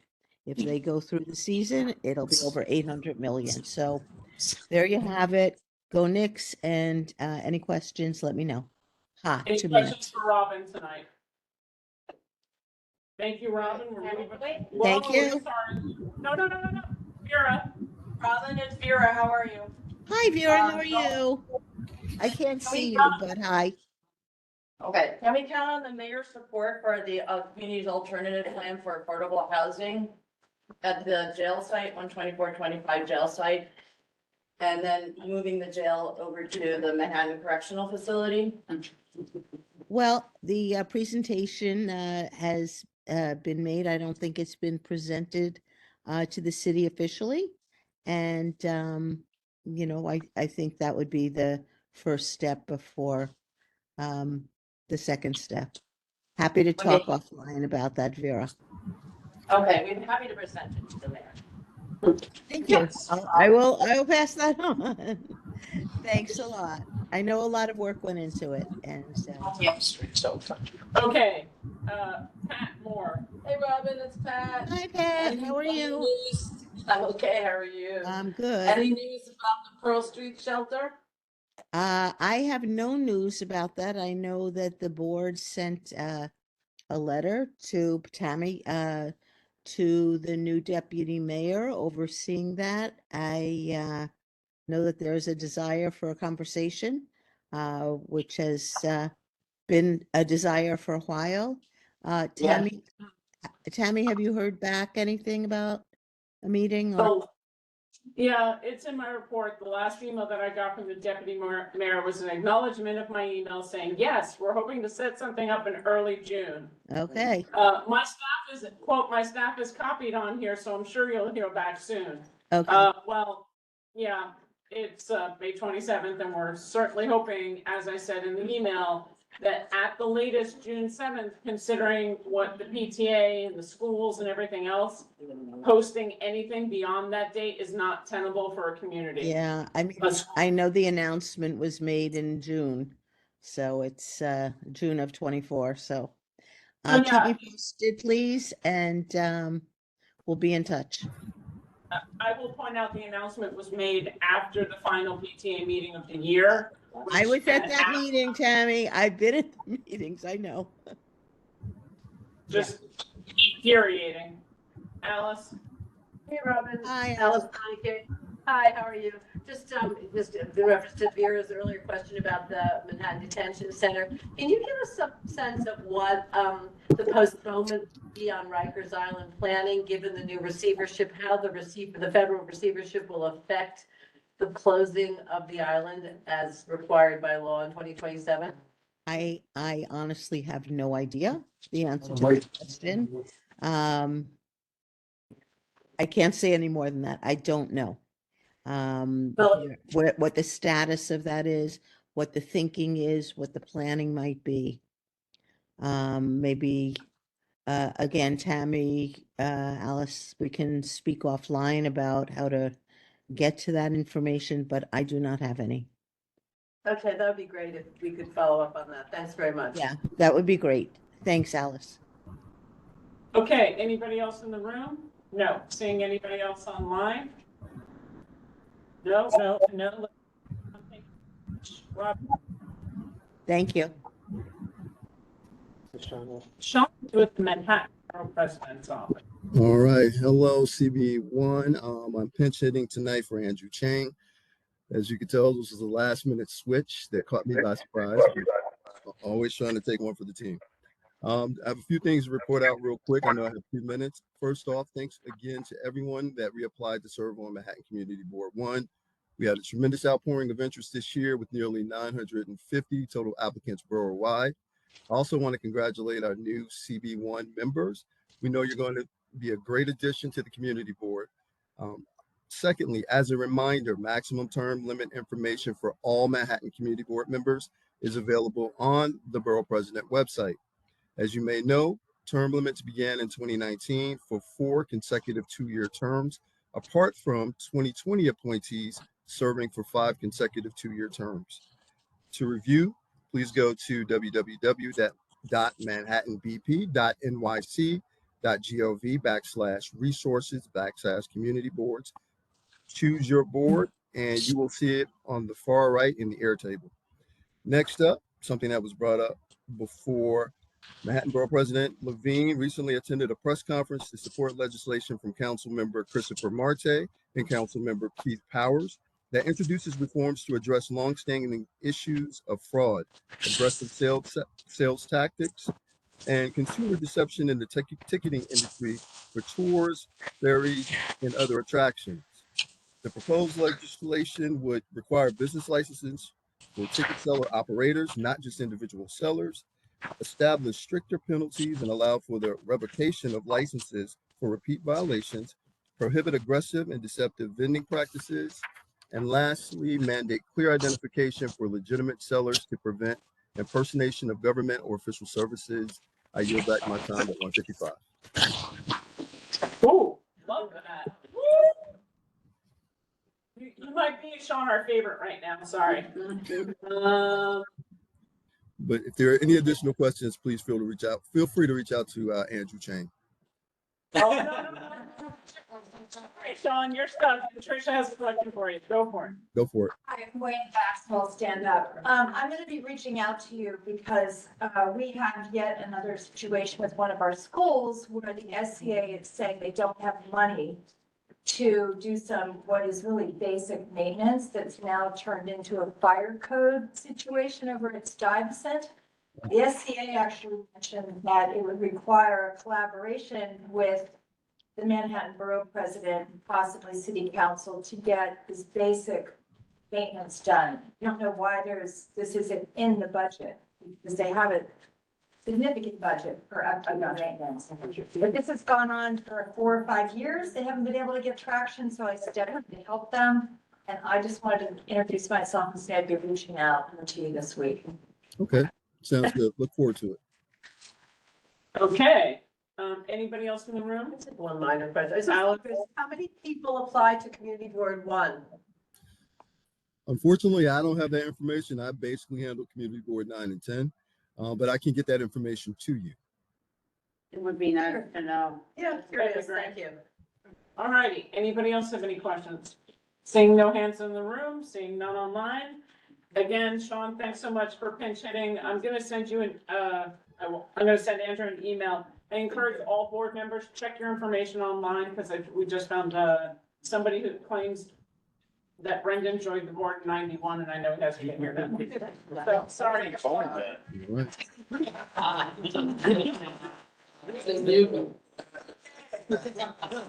that depressing note for me, Max, take it away.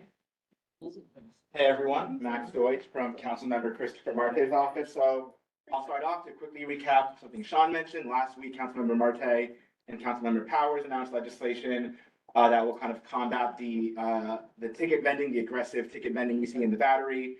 Kind of really quickly, we'll move the licenses from the sellers to the businesses, so the businesses can lose their license for the violations of their employees. Tomorrow, Councilmember Marte and Councilmember Farrell Lewis will be introducing 2 pieces of legislation that came to us really from a lot of kind of constituent feedback. One will be to create a city bike discount for seniors over 65, and a second to create a city bike discount for high schoolers age 16 to 19. And so, yeah, really simple bills will be introduced tomorrow. We'll be having a press conference tomorrow at 10 a.m. right by the city bike dock outside City Hall, if anyone is around and wants to join. And then we'll also be introducing a bill where kind of a ridiculous situation where a constituent came to our office last year and because he was told by his landlord that he wasn't allowed to put a mezuzah on his front door because the building had a ban on decorations on their doors. And we found out it actually is illegal for landlords to ban religious decorations on front doors if it's part of a building-wide ban on decorations. So we'll be introducing a bill to prohibit landlords ban religious decorations on doors tomorrow. It's not a front door. Yeah, and so again, fire hazards can still be restricted, but again, generally, so people can have the religious freedom, so to put up their door decorations. Onto budget, so participatory budgeting. The PS 124 and Chinatown one with the $1 million renovation of their playground, but we were still happy to announce $250,000 to allocate to Barton Newman Triangle to renovate the space. They've already planted new. They've gotten rid of the old shrubs, put in new planting, put in a new bench, and so we're going to add irrigation, and we expect again, hopefully, expand the space even more. And then kind of on that resiliency aspect, Rose, to your question, we have been looking into it, and so again, I can connect you with our budget director, but I do think that the potential funding cuts from the Trump administration will be covered for 5IC port in the city budget. So again, I don't have all the details on me, but we can connect about that, because again, I do think, that is being planned for. And then also just generally budget-wise, currently the city council has their executive budget hearings going on. If there's an issue you want to testify to the council, you can go on the website. Feel free to reach out to our office if you need help figuring out what committee, what to testify and how to testify. And then lastly, 2 quick things. So this Thursday, May 29th, DOT Commissioner Adonis Rodriguez will be having a public forum on the Lower East Side at the Henry Street Settlement. So that's 269 Henry Street. Basically a town hall with the DOT Commissioner. If you have transportation complaints or issues or questions, you can bring them to him. And then lastly, we'll be having, I put flyers in the back, a town hall on public sector worker healthcare. Just to address, if you work for the city, you're a retired city employee, there's a lot of conversations going on about the future of healthcare, Medicare Advantage. So we'll be having a town hall with kind of a panel of retired employees, active employees, moderated by former Assemblymember Dick Godfried, who chaired the Health Committee for 35 years. So I think we should have a good kind of panel of experts to explain the issue to whoever is interested. And I'm a little over time. Thank you. We'll go Brendan first.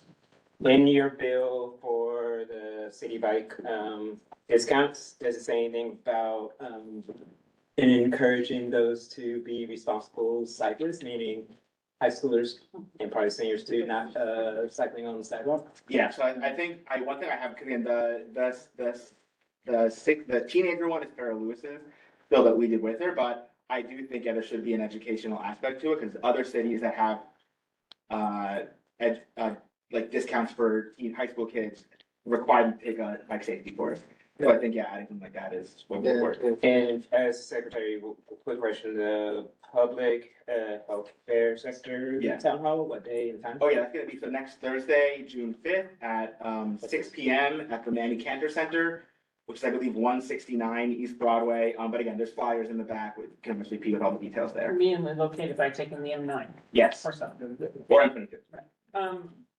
John, before you go, I did get a note from Tracy Jackson who said the screen and tree bills are a big priority for Assemblymember Glick as well as Senator Kavanaugh, and they will be doing a press rally in Albany tomorrow on screen and tree, and she will send us the flyers for the one in New York City for next week.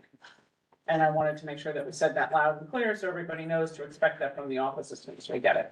Now, John, your turn. You know, my question has to do with the Washington Market Park. There was a little article blurb about they're gonna be closing the park due to renovations. Can you get information? They originally said June. We don't have no idea. The community needs to know. That's a very used park. There is need for the park to fix certain things, but we need to know if they're gonna be closing. We have that info. We went over it in Zach's report last month. So When are they gonna? Pretty soon. pretty soon we'll connect. Well, that's what we need to know. We'll connect for IPM. I mean, you know about it, but the community doesn't know. Yeah, no, the community did, I mean, there was definitely a public announcement, it was published We in the need to put it Citizen, up and in so, the yeah, Okay. Washington Market has a bulletin board. We need that. People are asking. yeah. Yeah. Good. Jared has the thought on this. Jared and then Christine and then Rosa. Sorry about that.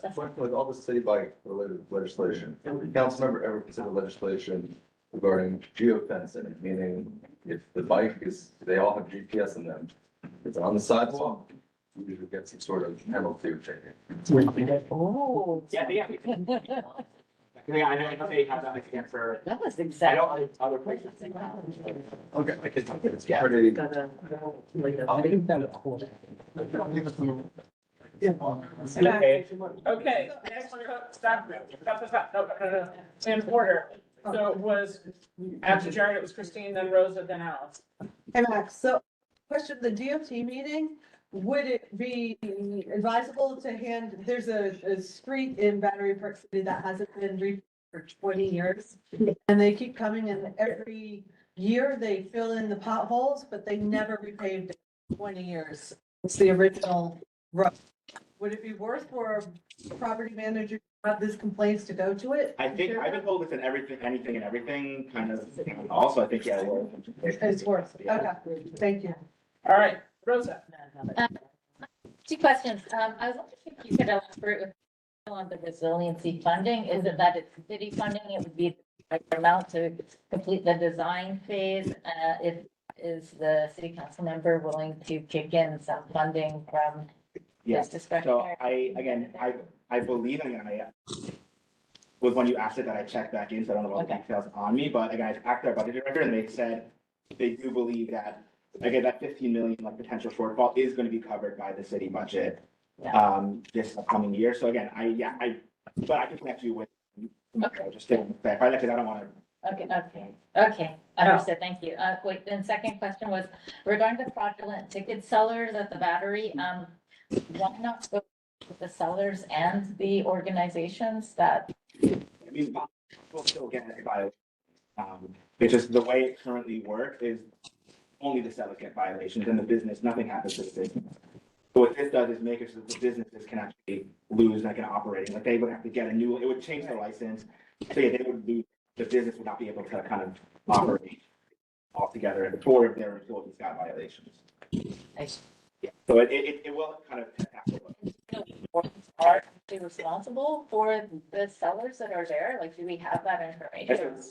We do, and then part of the bill also requires all these employees to kind of have like ID badges and jackets with their work for, and again, it's a key part of their implementation, but they have to kind of it all, be registered, because they now they apply for the license, so we know who they are. Yeah, it is right now, right? Only person who's actually handling cash has to really have ID and be in uniform. It's about getting everybody. So from the fluffer, the escort, the ambassador, to the guy who has tickets. Everybody should have ID, everybody should be wearing uniforms, and the company that they sell for is also responsible for the behavior of these guys, because it's a contracted thing, right? It's the tour boat and bus company that contracts with the third party to sell for them on the street.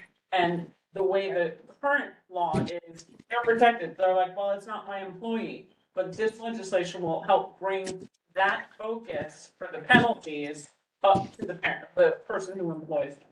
But but we've known that this has been a problem for forever, and they have, even if they are, they get violations or penalties or whatever, they're not even supposed to be there doing what they're doing in the first place. And so I'm wondering, how is this going to actually, because they lose license.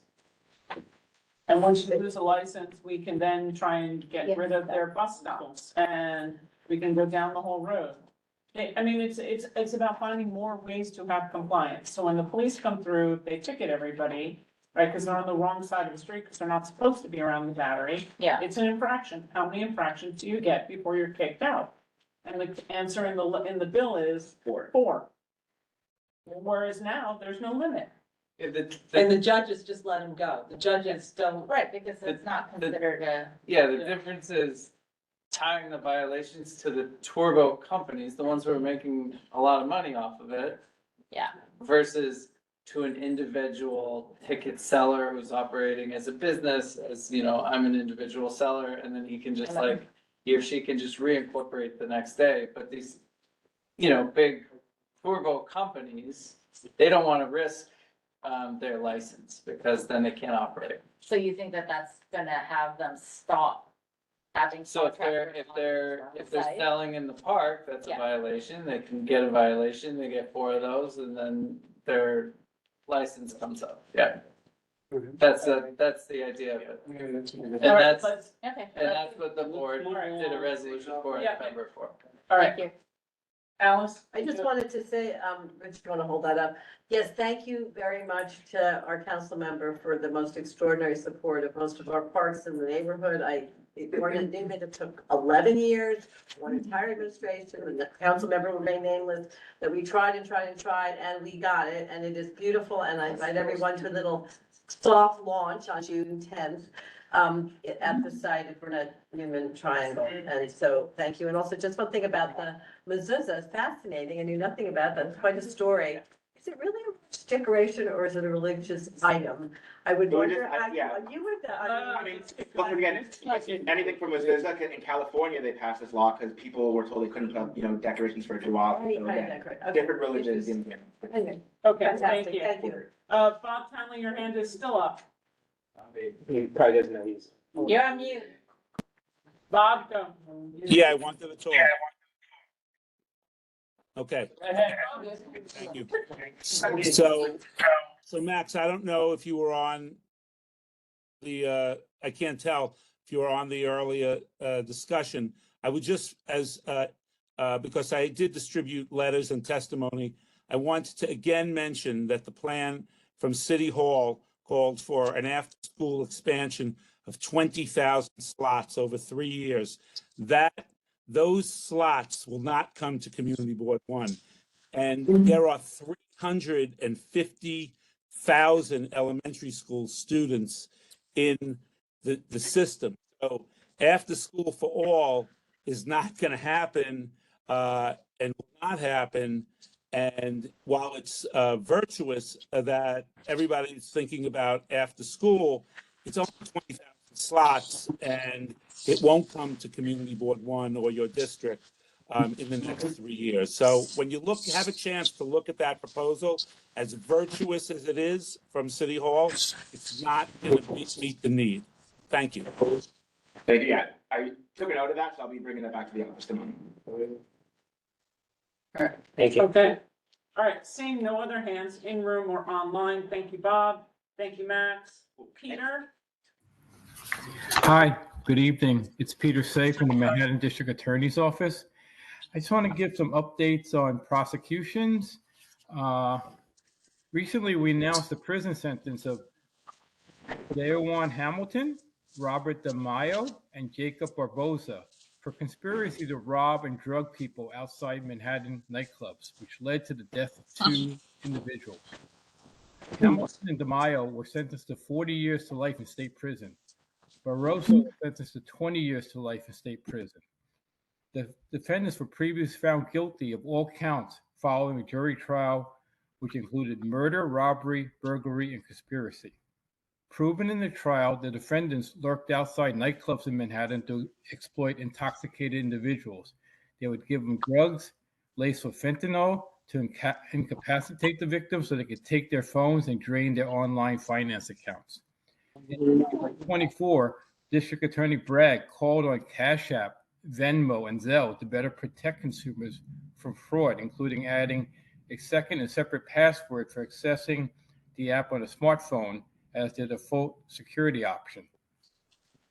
Also want to talk about a legislation that the Manhattan District Attorney supports.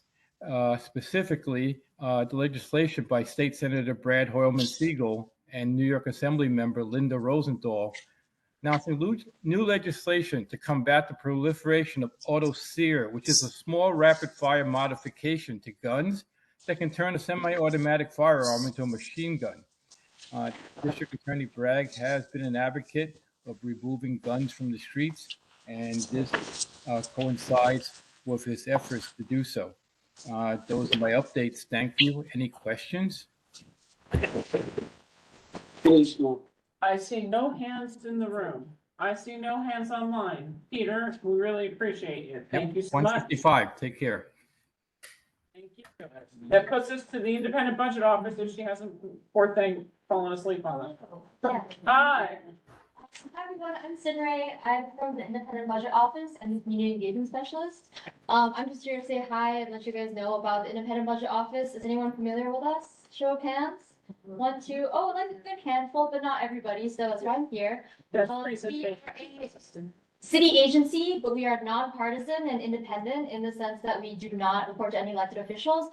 Our primary function is to deliver nonpartisan, unbiased information to the public about the budget and the city, about city programs and services. We do this through 3 charter-netted reports that do analysis of the budget plan. So the executive budget, the preliminary budget, and the November plan. Sorry, I mixed that up a little.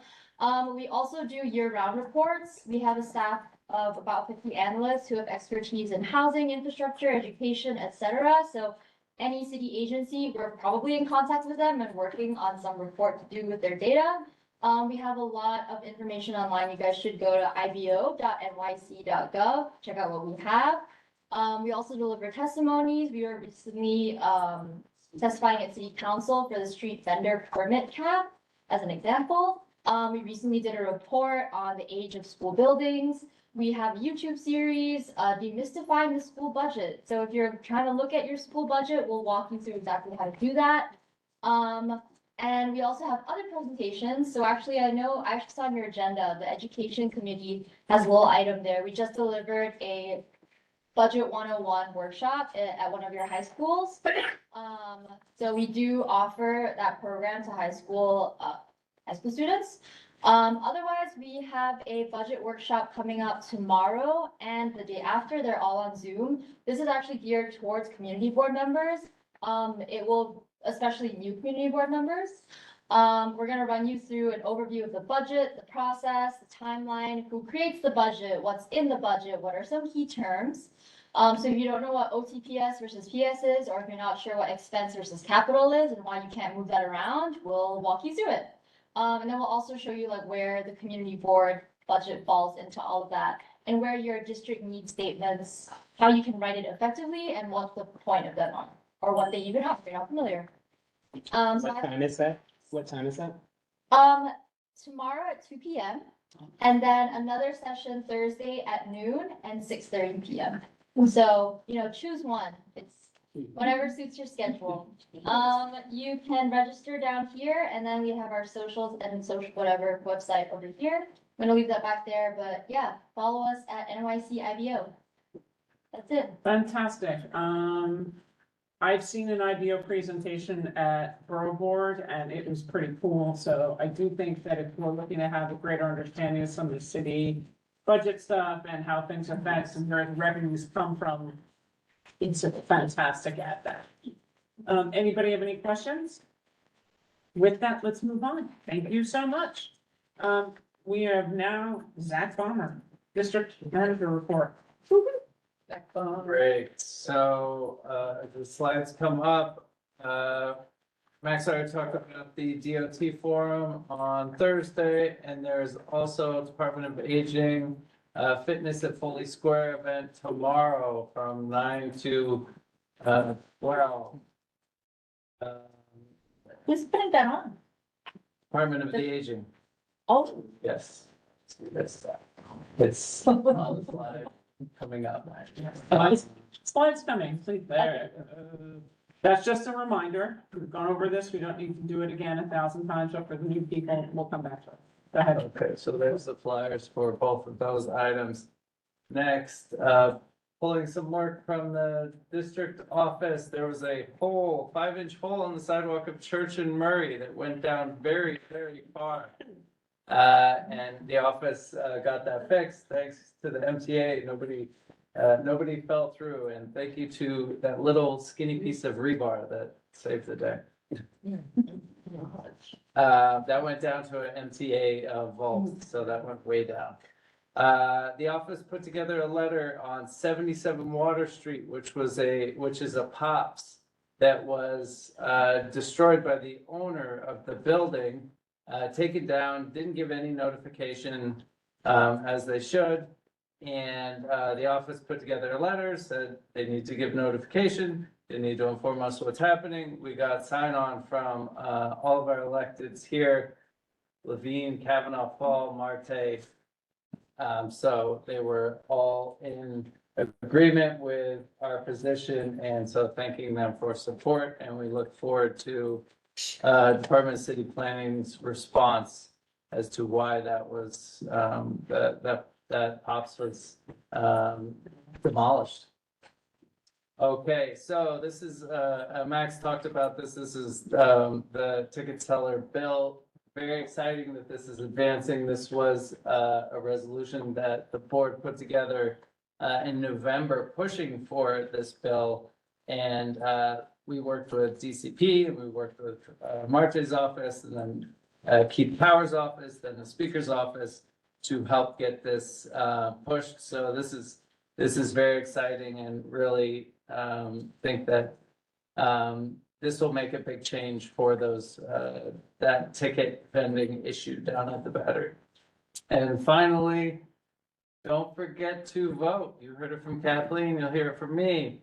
Early voting starts the 14th and the primary is the 24th. I used to work in election politics. Volume. You gotta vote. Your neighbors gotta vote. They count. They prioritize your community based on the density and number of votes that you have in your area. So convince all of your neighbors to vote. Get those numbers up, and you get noticed when you have density and volume in voting. It's very, very important for political power for this community. Lower Manhattan needs to vote more. But only vote once. You think all year long. And vote early and vote often. All right, let's roll.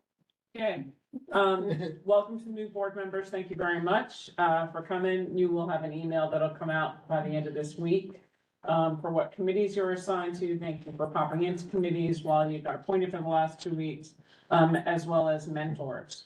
So the mentor will be somebody who is a full board member who's been around for a while. Again, like I said in orientation, ask early, ask often, don't be afraid to speak up. It's all good. And go to COI before, not during or after. So yeah, we did get the follow-up letter from the deputy mayor's office. We'll see. Congestion pricing was announced today to still be in effect. We have an American Heart Association follow-up meeting with the city's event management team. That's a lovely picture from the start line of the walkers, in case anybody was there. Taken by my family, so it was a good day, but not necessarily a good day if you were trying to get around by car, by bus, or even bicycle, depending on where you were and when. So if you have feedback that you'd like, please make it productive. Please, the problem, where you observed it, if you have any photos, and send it to Zach before June 9th. Our meeting follow-up is on the 12th, and you can copy Betty and myself on that. 5-borough bike tour, same thing. Let's get some feedback to Zach by Friday on this one. For me personally, I know that there are still signs that were all over Greenwich South, zone signs that were never taken down. So by the time the American Heart Association run came, there were signs for zones all over the city, all over Lower Manhattan. We're still working on the land use and housing working group. Richard is on that, and Jill Goodkind is on the affordable housing and Mariama. We've talked about trying to combine the two of them to get one thing going. I just need to know who is in each one. Please email me.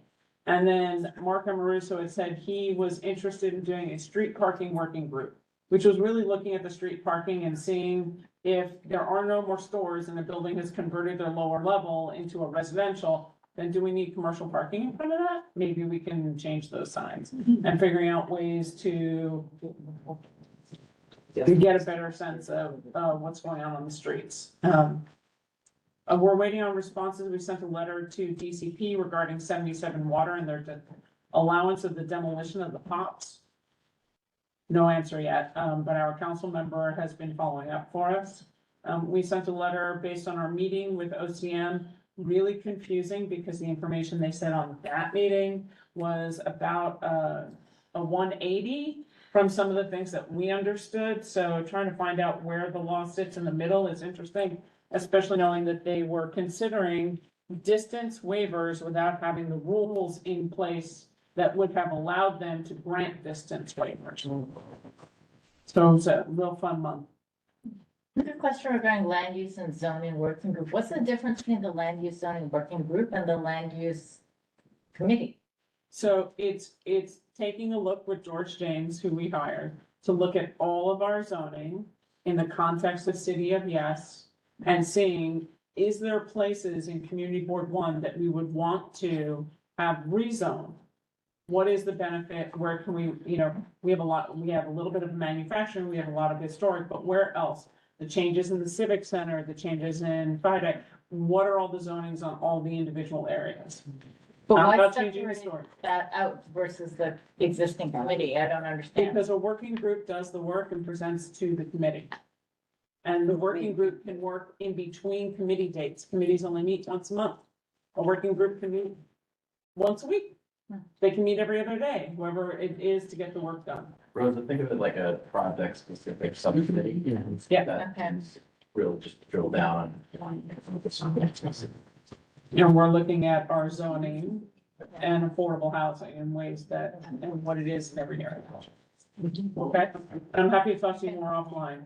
It's been a real busy month. Want to thank Lucy for going to the First Person Community Council. The Gotham Park Block Party was lots of fun. I saw some people there, could have seen more, just saying. We went to a meeting, Pat and I, for the West Thames Street closure. What struck me as, you'll see the pictures of the two screens there. There were three people of the public there. Me, Pat, and Pat's neighbor that she dragged along, because we did not get notice. They posted notice, I think, either in the Daily News or the Post. So we got no notice until we got an email from DOT the day before saying, hey, by the way, there's this public meeting tomorrow.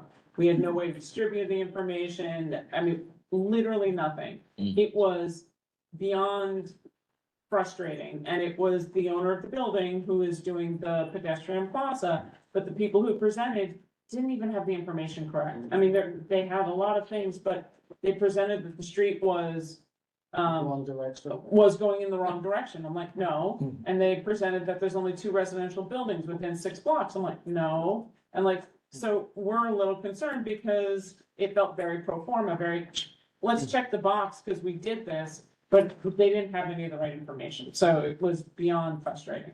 Oh, and there's my lovely photo of wave 4 down by us. What happens next, or can we do anything, or? We're waiting for their final report from DOT. I don't know if there's a process to object to how this was conducted and have them redo it.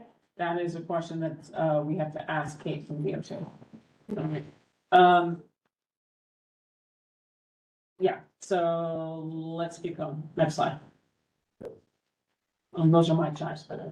All right, the outdoor dining role play that we did this month worked well.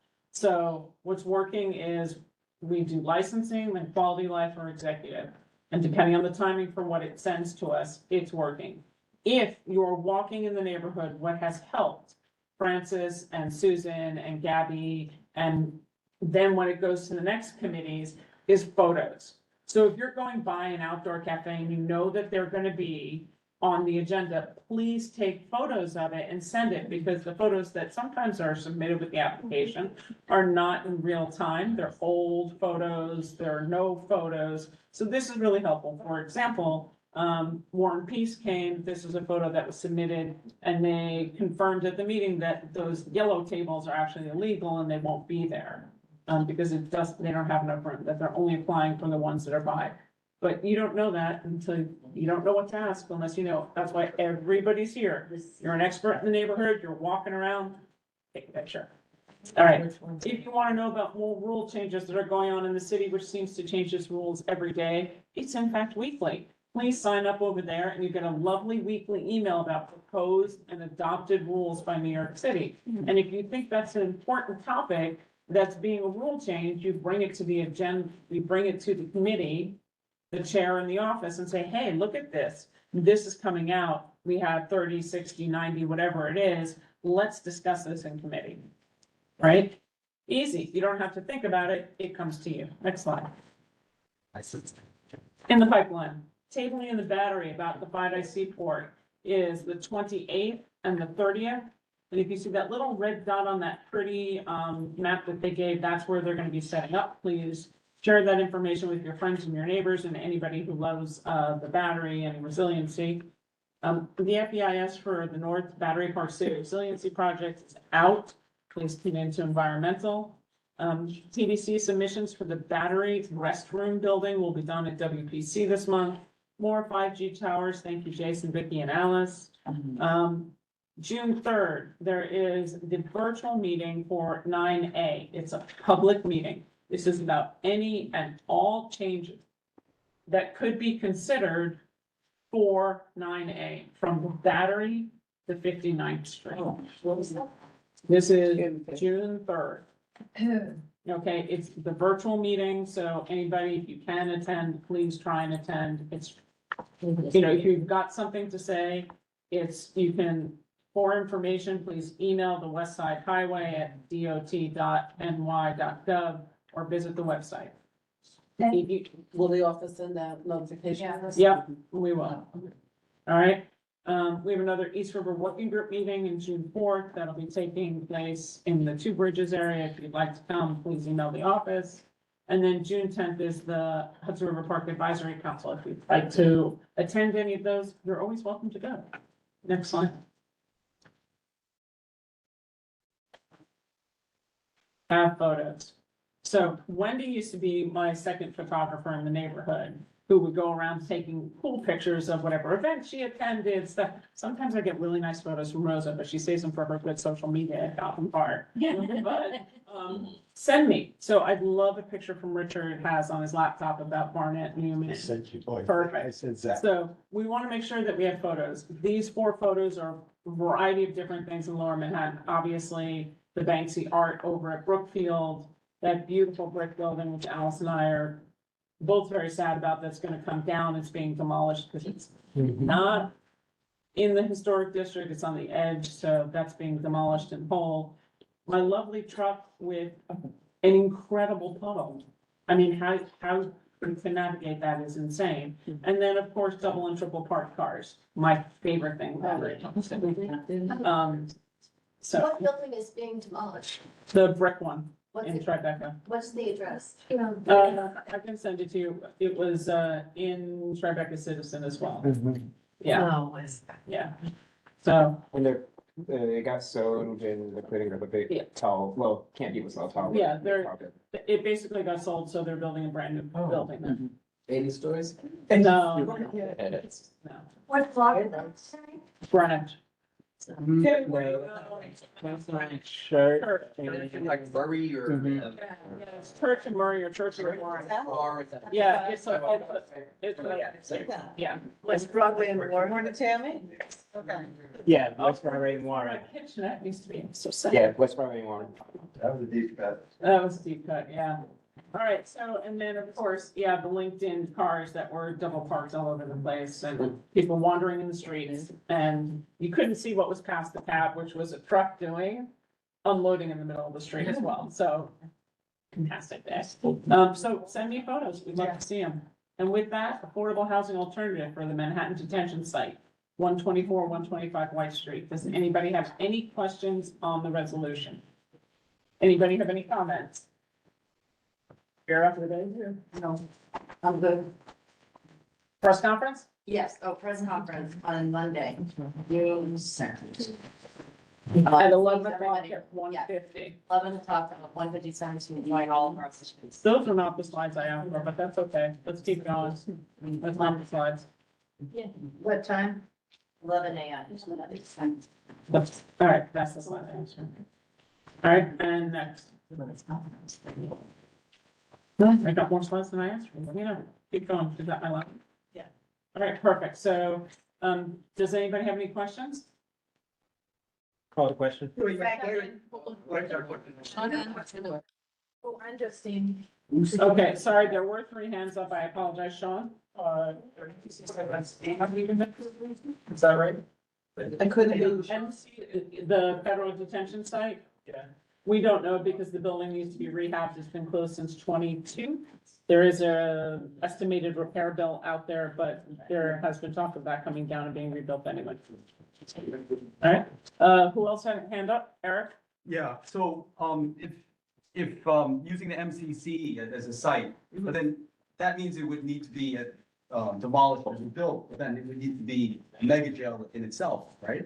Yeah. Because the MCC is pretty small, I'm thinking, so it's a big problem to a different neighborhood. right? No, I mean, it's in a secured zone. I mean, that's accurate. Yeah.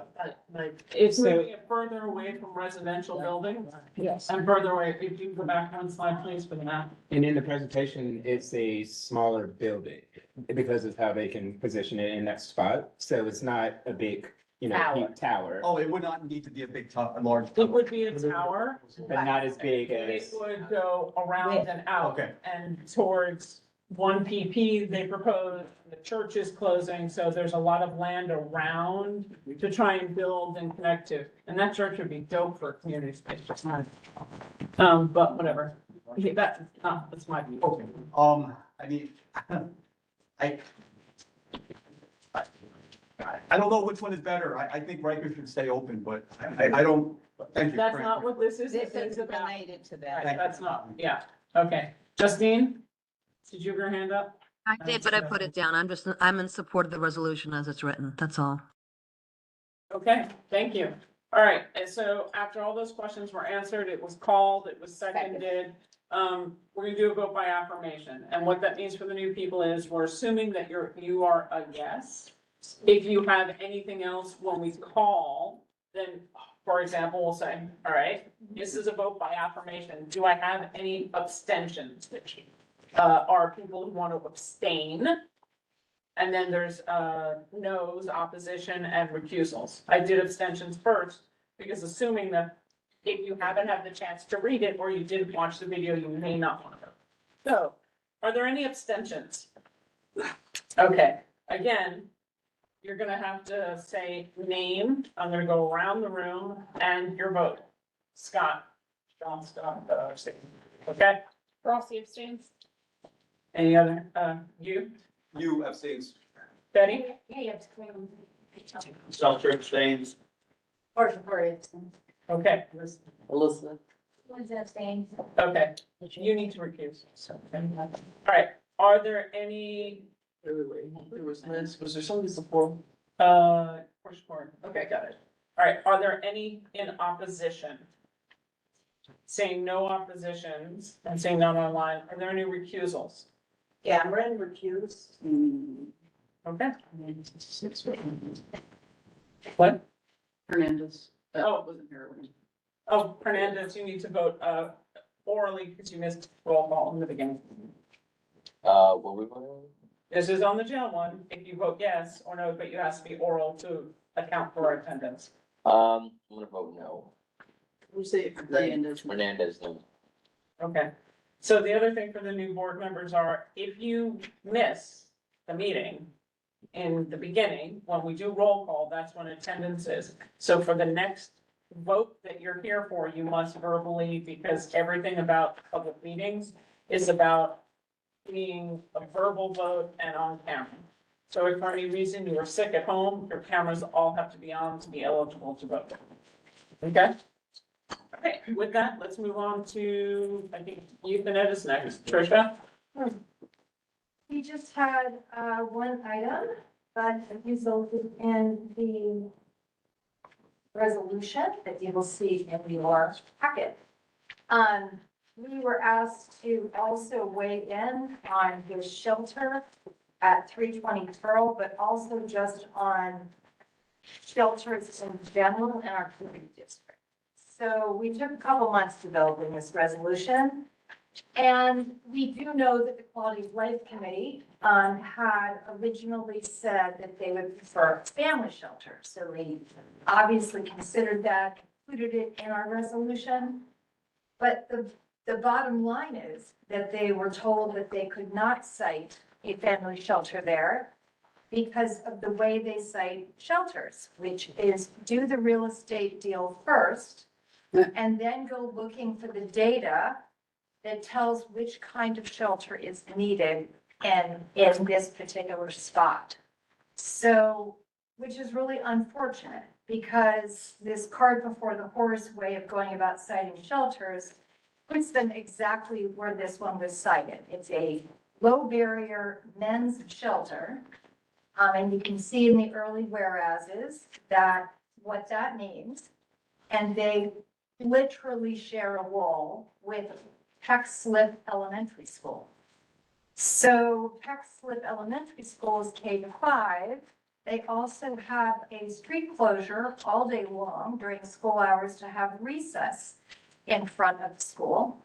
So there actually couldn't be a worse location, we feel, for this shelter. So this resolution covers all those points and suggests, demands that until, that they do not cite, because of the way they cited shelters, because of what they said to the Quality of Life Committee, the Youth and Education Committee demands that no future shelters will be cited within 500 feet of the school, which is the same protocol for liquor stores and cannabis shops.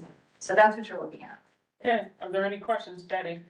You're gonna go Betty, Eric, and Bert, and then somebody. No, I think what I should say, however, I object to the second be it further resolved by saying that no sign of any violence shall be. That includes family shelters. I think it's just too good coming in and I could not vote for this. So we talked about someone saying just that very thing. And my feeling is that they will come back if they want to cite a family shelter, knowing how we feel, which is emphatically clear in this resolution. It's also clear from the quality of life resolution. That if someone wants a family shelter, they're going to come forward with that first.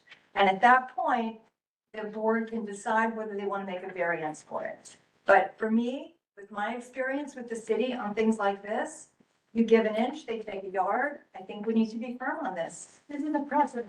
You realize I totally get it. so you could never accept a family one and under this. I don't think that would be the case, Betty, but certainly you can vote against it. No problem. You know, Okay, we made our decision. next, Eric. I support this resolution. I really advocated for it. I think it makes sense. I mean, it's only 500 feet, and I don't want to take any chances with the Department of Homeless Services. This is the protocol that we prescribe for other, other businesses, because that's what a homeless shelter is. It's really a business. So I think this makes sense. It's only 500 feet. I don't see how this can really limit the options available to the Department of Homeless Services. Thank you. Richard? Yeah, I have totally supported the issue of not having this kind of shelter next to the school all along. I've also been very proud of this board and about its positions around shelters, welcoming them, recognizing the need for them in our community. Very proud to participate in a board that did that. I think this resolution flies in the face of the spirit of that of that position that this board has taken from the beginning. Clearly, we're frustrated with the city in this particular instance, but this is not the solution. First of all, again, against the spirit of everything that we've done about shelters and every position we've taken, including this particular shelter, where we have said we welcome a family shelter. We'd be happy with a family shelter, just not this one. Secondly, I've looked it up. It's incorrect. Liquor stores are only 200 feet required from. Yes, I just looked it up. I looked it up in the law. That's the requirement. Cannabis shops, 500. Liquor stores, 200. Restaurants? So that's, I checked online with that. Anyway, so despite that, it doesn't matter. Do we know, regardless of what the distance is, what if it's, 1,000 feet or half a mile? Do we know the impact of this? May I finish? Mm-hmm. Do we know the impact of this resolution? What does 500 feet actually do to the ability to place shelters, which is not a business? Shelter is a social need for the city, a social need for the city, for every one of us. And so what does that do to our ability to enact a social good for the city? 500 feet, 200 feet, 1,000 feet, we haven't thought this through. This is not the answer. Hold on. I hear where you're going. There was a conversation, just so you know, not only with the Five Eye families who came around 105 Washington, who have spoken very eloquently about the issues that they have around them. That shelter is 800 feet from the school, which we then did have an ask to the school itself and asked if the school needed to make any policy changes, positive or negative, around having the shelter sited, and it's 800 feet away. They are in a fortunate position that they do not. They also have not had to make those things. That does not mean it has not impacted their school in terms of pathways that people walk to school, in terms of other things that have happened around and in. It's just that my understanding from the committee is that 1,000 was too much because it was 800 seems to be working. Next door, 15 feet is too little, so 500, because that is what it is for an on-premise liquor license, right? You can't, that's 500 foot. You're right, a liquor store is 200 feet. But you have to prove you're 21 to walk in the liquor store, and people aren't drinking inside the liquor store. You know, there's not on-site consumption. And on-site consumption is a 500-foot rule. And there is an on-site consumption problem with the high needs shelter. So I hear what you're saying, and I hear what Betty's saying. So the question starts to become, and again, this goes back to the committee of youth and ed, whether or not the resolution would have a friendly amendment that would say, just hear me out, based on what I'm hearing so far, that a family shelter or a family shelter, anything that excludes basically drug rehab and the highest needs, anything that, you know, would be acceptable. And that's, I don't know if you've discussed it, I'm leaving it back. So I'm gonna just read it out loud. Yeah. And I'm gonna go slow. 'Cause Everybody's got it. we don't make sure, because it is in the first, therefore be it resolved. Better. Immediately suspend the shelter placement and disqualify from site from future shelter use, given its direct proximity to an active elementary school and the city's prior rejection of a more appropriate alternative, such as a family shelter. So it's there. We let them know that we think that's appropriate. The reason we had to make this more finite and the way that, you know, people feel it's more strident as a result is because they refused. Okay, so going forward, they have refused that accommodation. They've made it clear not once, but twice now, everybody. So if they refuse to entertain the idea of a family shelter when they're within the 500 feet, then that means they will proceed with it. And we now are in this position at 320 Pearl, where we have had all hands on deck for 24 months, 15, 20, 30 hours of discussion because we didn't have any protections in place. This continues to happen to our youth in this community district. The city council, we heard them out. Oh, that's a lot of real estate. Well, we have 5 elementary schools below Canal Street. When you look at that real estate, it is a tiny percentage of available real estate. We have 30% vacancy right now. So what we're saying is it's because they said no to that. And I think we've covered it. If anyone thinks additional language would make it clearer, I think we'd be more open to that than we would stating the same thing quality of life did, only to have the results come back to us. I'm sorry, we can't have a family shelter, and be left with nothing. We're only going to be in this exact same place again. So I want to let everybody know the consideration that was given to these 2 points here. Okay, no, because you've already, no back and forth. Everybody goes once around the table you've had, and it's 2 minutes. Morton, because he's on the committee, Cody, and Brendan. I thought. And then online. I've been thinking long and hard about the language of the resolution. I was involved in the drafting of it. I strongly support every part of it, except I've been thinking, and I raised this at the Youth and Ed meeting, that the 500 feet rule is just too inflexible.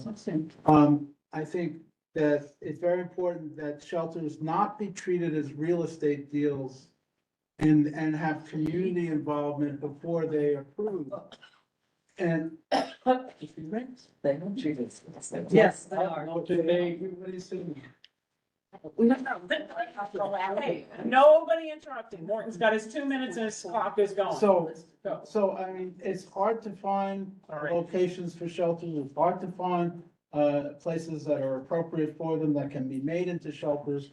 But they should not be treated as a real estate deal to profit or as a for-profit enterprise, particularly for mayoral donors and companies that are in the business of running shelters for profit, which is what this shelter at Peck Slip is in reality. And I think that we should strongly oppose the Peck Slip shelter because of what it is and how it came about. But every shelter should be looked on as a case-by-case basis. And a 500-foot rule, I think, is too inflexible. Cody, you're next. I agree with you because, Morton, sorry, and Richard. I think the citing process smells of misconduct, all sorts of things. But, and lack of transparency. But the 500-foot rule of any homeless shelter is just too prohibitive as the common. And it telegraphs a terrible message to the rest of the city, and to other community boards as well. I think that it says, not in my backyard, and that's what people will read it as, and I think people have to be called, aware of that as well. Thank you, Cody. Brendan, Desi. Motion to limit debate. Second. Okay, debate is limited for 5. Say this time. 10 minutes. Desi, you're next. I would be amenable to including language that made it really clear that we should take this on a case by case basis. I do think that the 500 feet can feel a little NIMBY and because I think there is consensus that we are welcoming to shelters in this community, but when they are not done in good spirit with bad actors, you get what we've got. And so I think that I would be amenable to more language that would include our welcoming of shelters as long as they are done in the spirit in which they are of service and done with care, given the location. Do you have a friendly amendment? Are you making a friendly amendment? I'm open to someone making a friendly amendment. Okay. Make a motion to amend. Okay. I'm just listening to the comments, and if this is inconsistent with the way people feel, I'll withdraw the motion. But I would move to amend the second, be it resolved, to replace or to insert between the words any and homeless. I would insert in there any low barrier safe havens and shelter. Or any low barrier safe haven. Or just any shelter? Why men's? There are all kinds of. I'm taking the language from the previous. Where, be it resolved, the problems we've identified with this particular shelter is that it's a low barrier, safe haven shelter. Correct.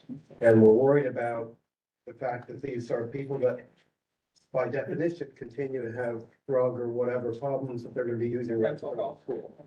Habitually. Previous goal. Okay, so a motion has been made. A motion has been made. I second. It has been seconded. Okay. If that can encompass all shelters that aren't family shelters, because that is the only appropriate one that both the quality of life and the youth and ed felt would be. No, we said a women's shelter as long as. For a women's shelter. Yeah, we said family and women's as long as it was not, the main issue was not a low barrier safe haven. There are low barrier women's shelters. Here's the problem with the low barrier shelter, everybody. They're not required, there's no curfew. They're not required to stay inside. They're not required to be sober and clean. And we already have an issue in Lower Manhattan that they thought was coming from the shelter. We have not determined that at all. I want to be clear about this. But we have drug paraphernalia on Washington Street and Greenwich Street. This is the kind of thing that can happen and what. But You said we don't want to. So that's. we still don't, you can't attribute every drug paraphernalia that's on every street. Saying that just now. And so what Okay, I'm so saying let's is, move on. Right, but the motion's been made. drugs and alcohol, and they're allowed to. That would be. That is the definition of a safe haven, low barrier. If that's the issue, then that's what Jeff is trying to address here. It's not about being men, it's not about being women, it's not about being anything whatever, it is about low barrier safe haven. So you had just said a women's shelter without defining that piece, and so I just want to clarify. Then we keep it really streamlined to low barrier safe haven, period. That's the objection that I'm hearing. Gabby, Okay, We that's just fine. phrase it in a way that they can't like say they're gonna be a family and women's shelter and then change to a low barrier later. Can we just like protect ourselves in that way? ever be. Forever. And my experience has been. Justine's that you next. cannot trust Yeah, that, which thank is you. why Justine. certainly. So I also, I get where Jeff is going, but listening to what everybody's saying, instead of doing it the way he suggested, how about, in the last be further resolved, say the sitting of any homeless shelter except for a family shelter within 500 feet of the school, any school. And that way it makes it clear it makes it clear that we're welcoming. Justine. Can I finish? Justine.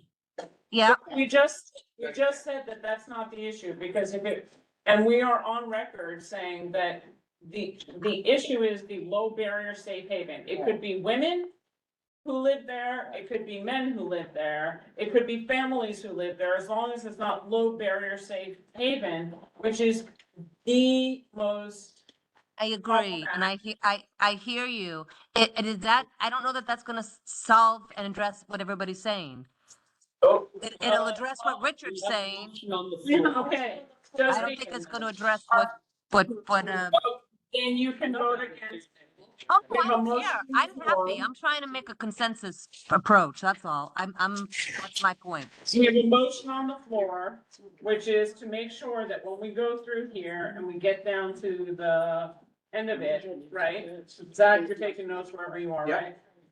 It's right there. Okay, good.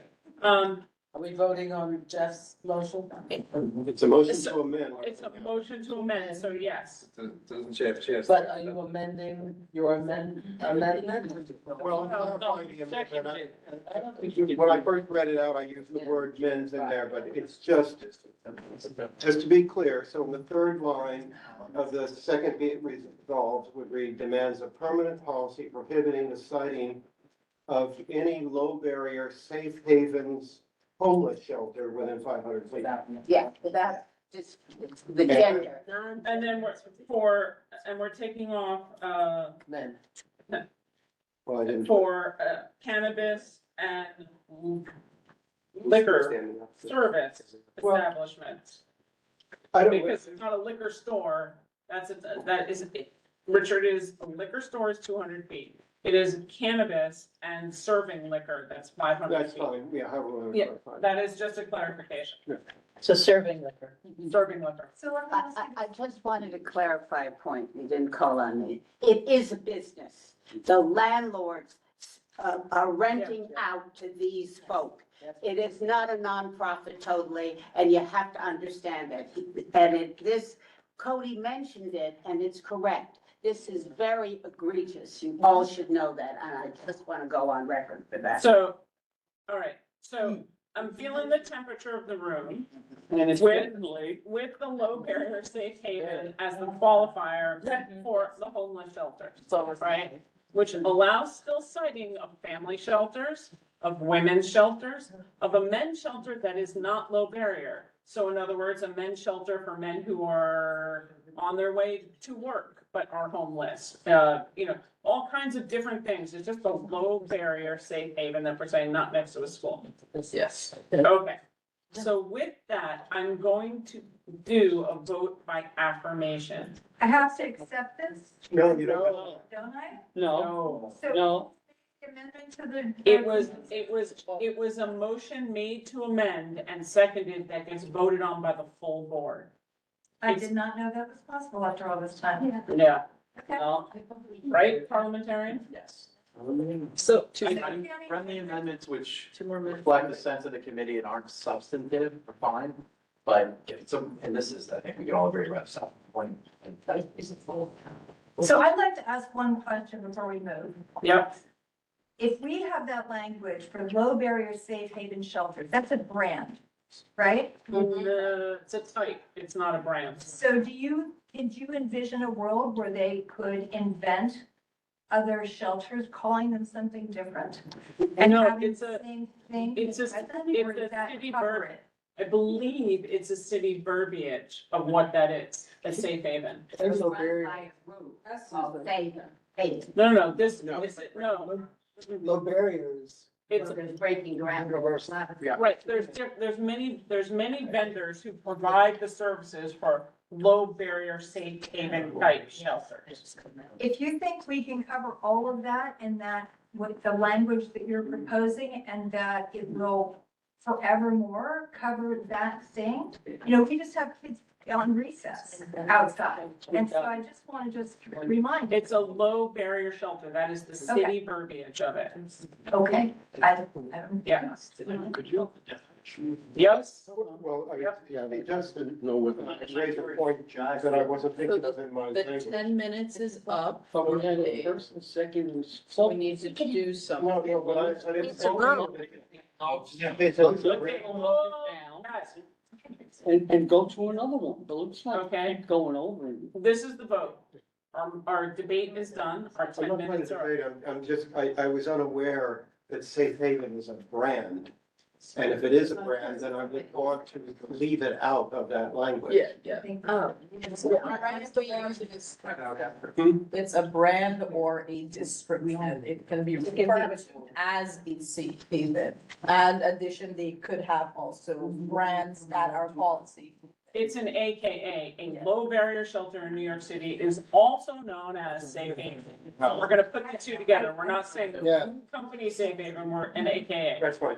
Okay, so with that, Should it be? Question, someone find what that. Not in capitals. in New York City, a low barrier, known as a safe haven shelter, is a shelter with fewer requirements and restrictions on individuals experiencing homelessness. Should it be? They, Lower requirement. Lowercase. lowercase, yeah. One person at a time, please. They often have fewer curfews. They allow clients to miss nights without losing their beds, make them more attractive to those who are most hesitant to utilize shelters. Tammy, I'd like to make a motion to table and take this back to committee. I'll second. Well, the problem is, there's a motion on the table that has to be voted on first. So that has to be voted on first. But you heard about lowercase as opposed safe haven lowercase. Yes, that's why I said AKA. Yeah, okay, so can we vote? Yes, so this is, So all we're right, voting to amend. Yes. this is a voting to amend, okay? And there are, Okay, we, yeah.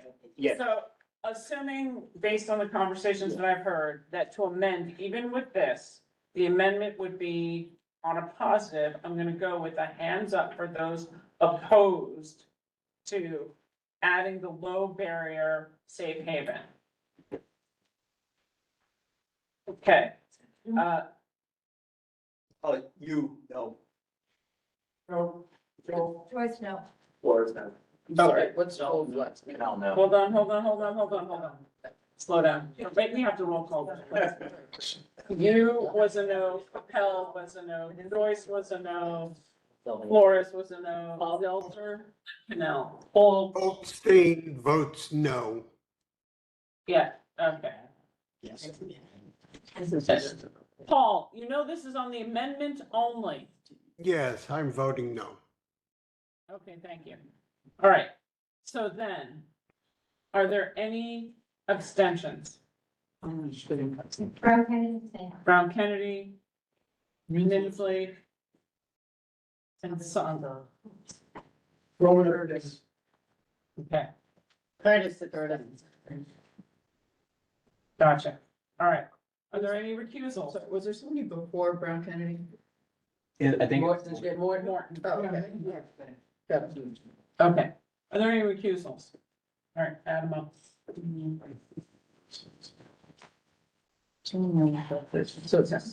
Motion passes. So the resolution as it currently stands is what the community board is saying is that the low barrier, AKA safe haven model, not within 500 feet of a school.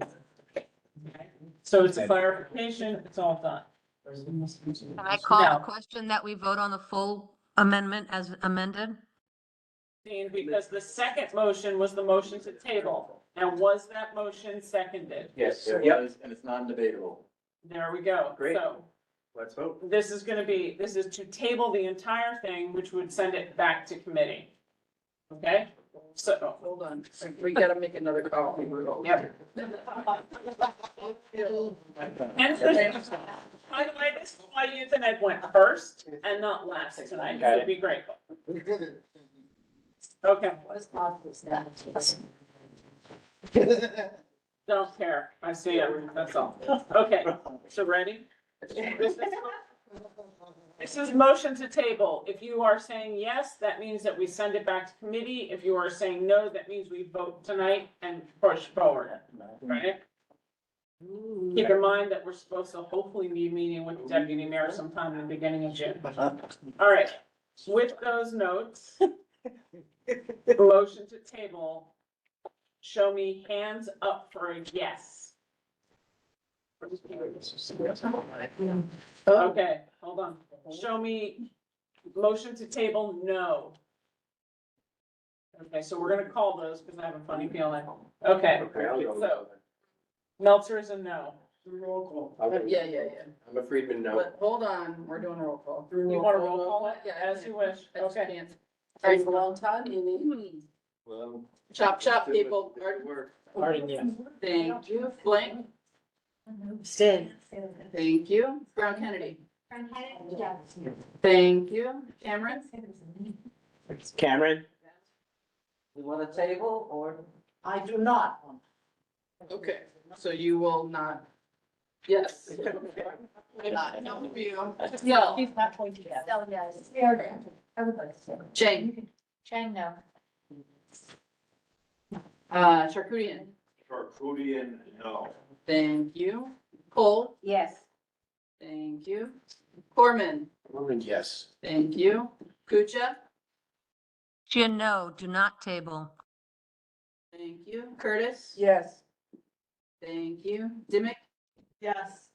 Thank you. Flores. Yes. Thank you. Gwen. Chop. Yes. Friedman. No. Friedman. Froman. Roman, yes. Thank you. Galloway. Galloway, yes. Thank you. Goldstein. Yes, table. Thank you. Hernandez. Hernandez, yes. Thank you. Rashad. Sorry, Joyce. Yeah, sure. Thank you. Kay. Hang out. Thank you. Canal. Thank you. Capel. Oh, yes. Thank you. Lerner. Not bad. Linton. Say it louder, please. Lyon. No. Melton. No. Minsley. Lee abstained. Thank you. Moore. More no. Persia Corey. Or no. Thank you. Rios. Rios abstain. Thank you. Robinson. Robinson abstains. Thank you. Rossi. Rossi, yes. Thank you. Scott. John Scott. No.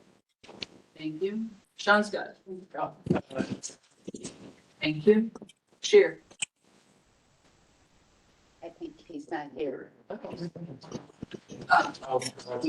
Garrison. Yes.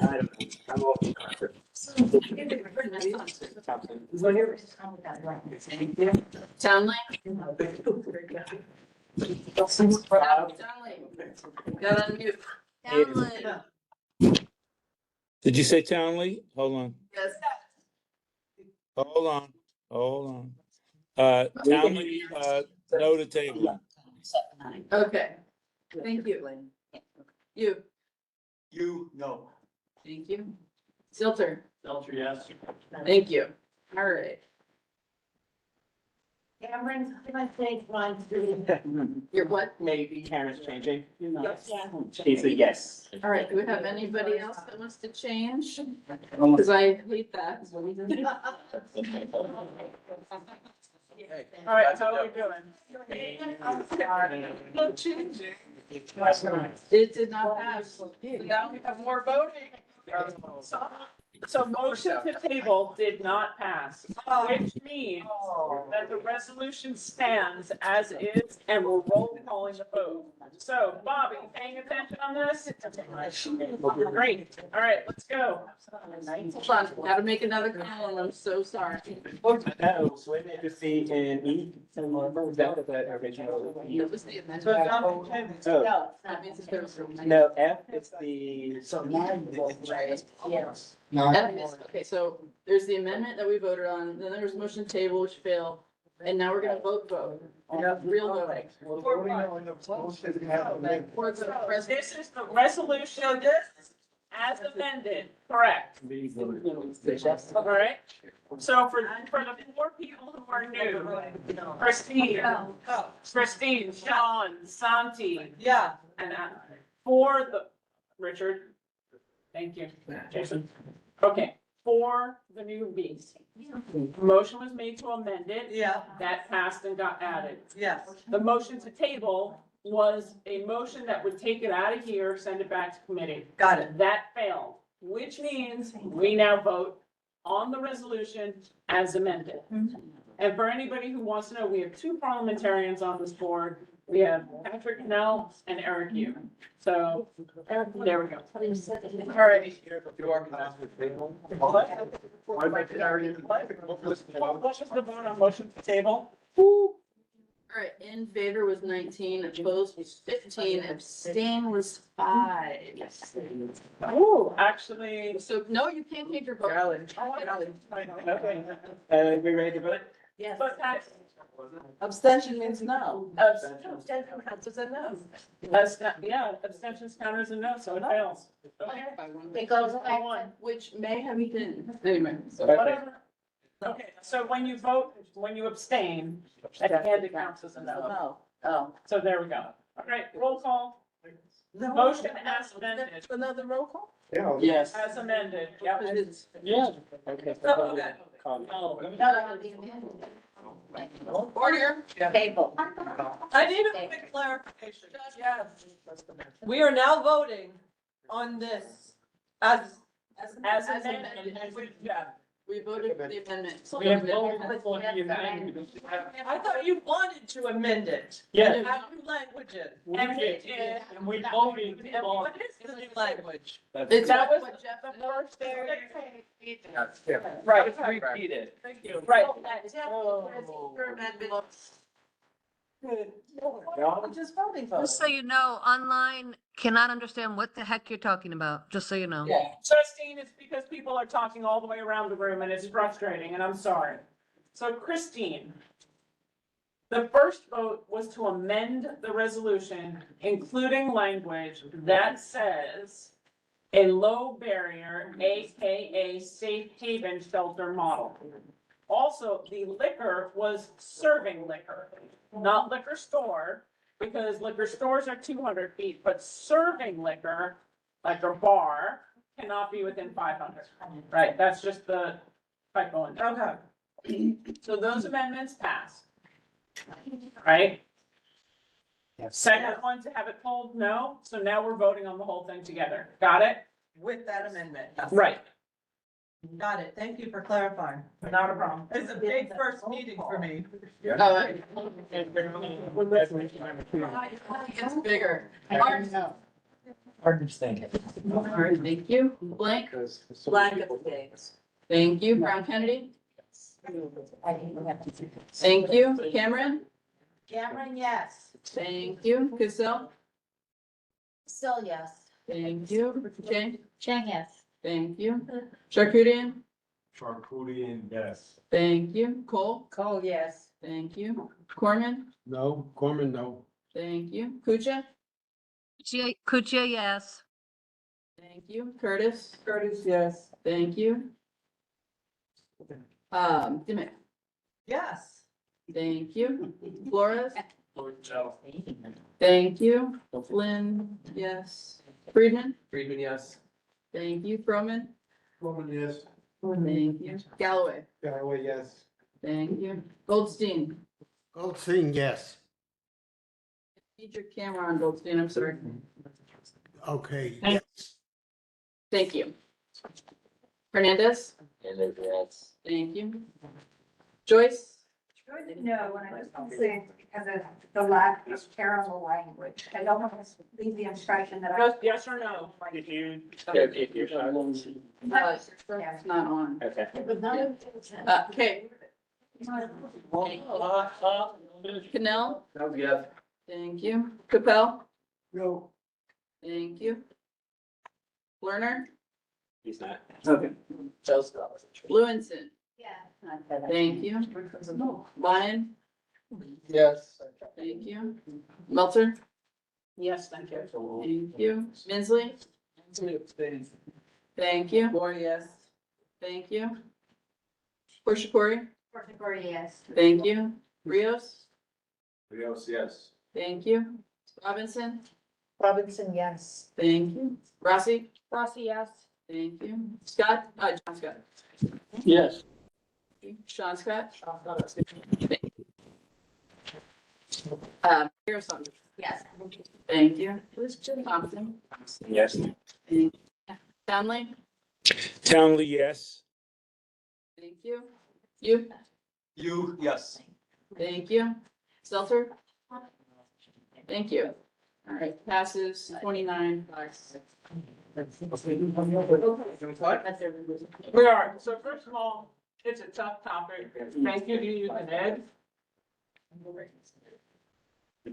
Thank you to Eric for pushing it for 6 months with every elected who showed up at our meetings.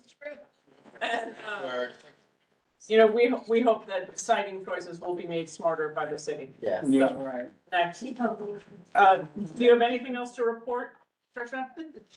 No. About 66, 67. Okay. She said no. Keep going. She said no. Something wrong with his mouth. Well, it's not, so I am the Landmarks Committee Chair, and we had one item, 157 Duane Street. It was basically a legalization, but more specifically, an installation of an awning that wasn't done conforming to the approved drawings. What happened was, the approved drawings had this canopy broken up into two canopies. They, whether mistakenly or not, installed it in one.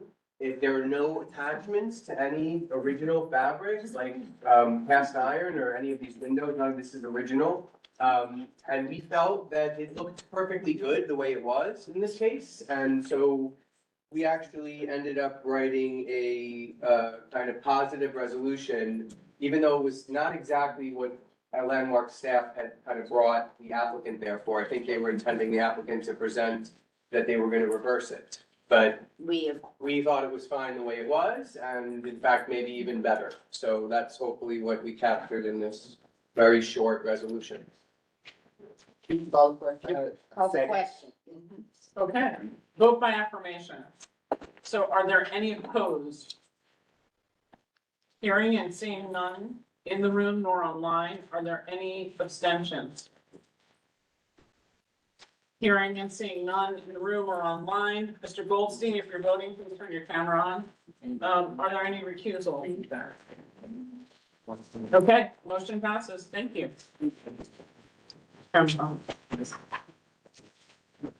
Alice. Okay, I promised 5 minutes. Alice Blank, lovely to meet you, Chair of Environmental Protection Committee, Vice Chair of the Board.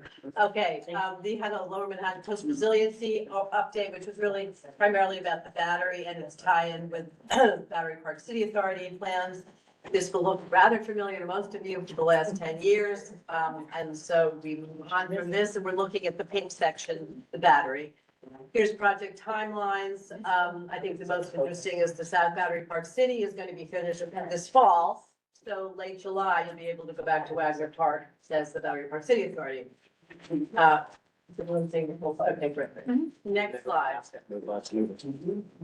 Okay, so this is the battery relatively recently, and tremendous amount of work being done that we should be getting a tour at some point soon. In the meantime, you know that there's this tabling events going on the next few days, so please do try to go. Very interesting to see all the work that's being done. The wharf is being raised to 11 feet. And what we really wanted to see and hear more about was how the battery is going to tie into the North resiliency plans and the Battery Park City plans. That wasn't really covered this session, should be covered in June. Next slide. This is a plan showing what's open and closed. The red is closed, the green is open, the blue is the path you can follow. You get a sense of the amount of work that's being done. Next slide. These are just some progress photos that you'll see. This is the planks and phaser panels. One thing that you have to credit this group with in doing the battery is a beautiful integration and adaptive reuse of materials, particularly the granite. And so you'll see a lot of nice granite work that they're reusing the old panels and fascia. Next slide. This was interesting. This is right at the area where at Pier A Plaza, and they're using a ultra lightweight foam glass aggregate. And because it was so lightweight, they actually had to import some shale in or bring some shale in from Albany. So that was a little thing that kind of held the project up, but they learned a lot from that. And it's kind of an interesting interlude here about the actual mechanics of how these things really work. Next slide. That's the area where those slides were taken. Next slide. Photos of the concrete foundation, the stonework at the gardens, and some of the salvage granite reinstalled. Next slide. Here you're seeing the granite fascia, the old one used, and then a new one. Nice, beautiful job of that. And here's November aerial photo, just to November 2024, kind of work that was being done. And now in May, what this looks like. And next slide. Oh, the obvious sort of community outreach and updates. These are pretty thorough. They were very effectively just demonstrating that they've been pretty broad in their reach. And I think we will then move on to Battery Park City. So there we were, or I was expecting a presentation, as I said, about how it ties into the area of most acute need, which is Pier A Plaza. But we didn't really see much of that, but they sort of did about 10 slides of everything else. So this is South Battery Park, trees that are being replaced, the pavers that you see here. This is all the South Wagner Park area. Next slide. This is Pier A and the inlet. Next slide.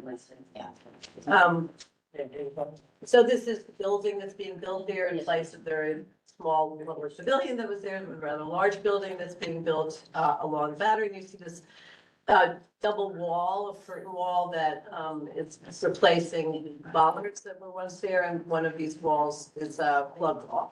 Next slide. And this is, of course, a shot you've all seen of what Wagner Park will look like, and July, or a drawing rather, and this will be open supposedly in late July, finished in early fall. Oh no, actually substantial completion, I take that back. So late July is when the park is, Wagner Park at the end. This is, yeah, so the full completion, substantial completion is actually early next year. Okay, that means the complete use of that area. So Northwest Battery Park City resiliency plans, so they did go before PDC, and despite the fact that we had begged them to let us know this, we didn't hear about it, and this was just last month. There were many slides that PDC, that's the Public Design Commission, received that we hadn't seen as a community board. So we're hopeful that that'll be shown at another time, but they are available to the public on the Public Design Commission website. Here they show flood walls, they show the building outreach. So these are all the buildings that will become part of the community outreach to what's going on and updating for the Northwest plans that will be getting sued. Next slide. So their goals and trying to integrate with the community and have neighborhood improvement projects and, you know, all the sort of community engagement that we hope that we'll get. Next slide. And then they went over, the last part was the Brooklyn Bridge, and then the Montgomery Street plans that are well underway. And there was an update on that. And what I what I chose to show here was we had a small video. I don't know, Zach, we could, oh, great, oh, no, thanks. Pull it up. You'll just see the floodgates in this area. It gives you an idea of what's to come in certain areas in our neck of the woods over here. Well, there you go. So that's a floodgate in action in time. And interesting enough, guess where the wall? On the east side, right? This is on the east side, right under the Universal Bridge, right? 6 minutes could be done. You're saying I should be done. Yeah, and I think that's all. The only thing I thought was one point that was interesting was that when we asked how long will these walls and these mechanisms last, the representative from Mayor's Office of Climate and Environmental Justice said about 50 years, and I think very interesting to keep in mind that 50 years, but yet we're designing for a 100-year flood, so. I know, and there's the best part of all, there's Battery Park, no, wait a minute, go back. That's Barnett Newman Tribal, folks, that snuck in somehow, I didn't do that. All right, that's it, I'm done. 6 minutes. Very good. I just want to say, parks like that in every space take years to get to, but this is something Barnett Newman that the board did. The board supported, kind of like with Gotham and everything else. Every time the board supports really great ideas and we push, things can go positive. You never know. It's really nice. I think we really owe Alice Oh, tremendous kudos for making that Absolutely. really amazing what you do. I also want to say, I went there, I took that photo. The Parks Department people were just wonderful. They loved what they were doing. They were out there. They were just so proud to be creating this lovely little place. It was nice to see. One here, and thank you, Jessica. We desperately need volunteers for watering. We have no irrigation on the site, so we are dragging water. Is that what it is? That's what yours is. But irrigation.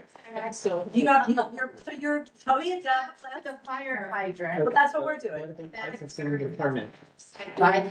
Oh, Okay, well, All right, license Need name, a let's pool go. let's ask questions. No. You know what time it is? Because The police are gonna come at 10 o'clock. they throw us out here at a certain time, so we have to get through all the committees. Susan, yes, we're gonna do it if I can quickly. A couple of things. One, I'd like to ask if anybody's here from the Public, any of these things on. on the licensing of outdoor dining and sidewalk cafes. Twice? Great. All right, we can take them all together and we can vote on the outdoor licensing and permits. Wait, are they online? Is anybody online? they don't have the right to talk. The business session is. No, they're not online. Still, at least. Okay, they're not online. Go ahead, Susan. Okay, so, because I had So called you're question. taking 71 Worth Street. Yeah. 301 South End Avenue. Yeah. 77 Pearl. Yeah, 77 Warren. yeah, 85 Greenwich. correct, all at once. Anybody have any questions on those 5 applications? Call the question? Second. All right, this is a vote by affirmation, meaning, or assuming everybody's in support of the resolutions as written. Are there any opposed? What are you opposing? The 301 South End. Joe, Thank Puccia also opposes 301 South End. Gotcha. Anybody else in opposition in the room? Meltzer abstains on 301 South End. Ralph Kennedy abstains at 301 South End. I can explain my non-compliant. They're non-compliant right now. They're in non-compliance. They need- Yeah, that's gonna, yeah. We're voting. All right, are there any abstentions Dennis abstains. on all? No, on 301 South End Avenue. Gotcha. Yeah, 301. Kay is abstaining on 301 South End as well. Yeah. Are there any other abstentions for any other of the application? They just don't like that. I mean, Is this what the one we went over in quality of life? No. Those are listed. Are there any proposals? Seeing none? Rosa, you're good? Yep, online, I see Paul's camera, Justine and Bob, so we're good. All right, all motions passed. Okay. And my only comment for Onej is when we send in the DOT for 301, we're gonna have to send in current photos because it's way out of Well, compliance. let's do that. That, so that we both on it thinking they would be in compliance and. Okay, next. And they were supposed to give us, did they never submit new stuff? Okay, I'm sorry, I didn't realize that. I just, we could say we had originally because they promised and we'll send a letter and then we'll figure it. It's no letter, just a comment. Yeah, yeah. All right, so all the liquor licenses we could take unless somebody has a comment, except 9 Barclay in the, Financial district. I'd like to do that separately and explain it all to you. Okay, sir. Please do. Go ahead. On the 3 World Trade Center, I'm just curious why it's the patio, is that a sort of a type of, type of entity? That patio? space where H&M is and that space right It's not a sidewalk cafe, it's on a roadbed. No, It's part of their property. Where Sweet Greens is? no. Wasn't mentioned. Just to know that that was the term in land use called a patio. but it had- It's private property for the side of 3 World Trade Center has an area that is below Private. the space before this, staircase. Yeah. It's a private outdoor space Yeah. for us. Correct. So we can take all of those except Barclay. Okay, so this is 157 Duane, 181 Duane, 111 Reed, 3 World Trade, 108 Greenwich, 25 Broad, 4 South Street, all being taken to get, and 89 South Street in the Seaport Civic. So Yes. every one of them together, the only one that is not included in the packet for this vote is 9 Barclay. Okay? Now, does anybody, we're going to do a vote by affirmation. If you are saying anything other than a yes, please let us know which address. So, are there any no's? If so, raise your hand and I'll call on you. Seeing no no's in the room and no no's online, are there any abstentions? Which one? World Trade Center, including the 40 seats there. Yeah, I'm staying on 3 World Trade Center, it's a lot of seats on that patio. Okay, no problem. Anybody else? Rosa? Can I have 1 second on 157, Dwayne? Yep, we can come back to you on that. Thank you. This is again, one of our abstentions for the moment, and those, we're gonna come back to Rosa. Are there any refusals? Okay, Rosa, abstain if you're not sure. I'm gonna abstain. Okay. Rosa abstains from 157, Dwayne. All right, so motion passes on everything, no worries. 9 Barclay. Okay, I hope you all read the resolution, all right? They're going to protest whatever we're going to vote. We have changed the hours. You can see what the applicant requested, 4 AM, 2 AM, various hours that we don't do.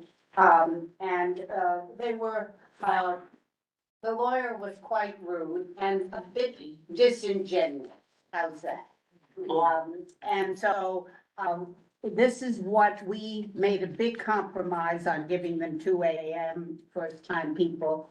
They're people who live in, the Woolworth building who they claim they had, all the support to be till 4 AM. And when we pushed it and questioned it, that wasn't the case.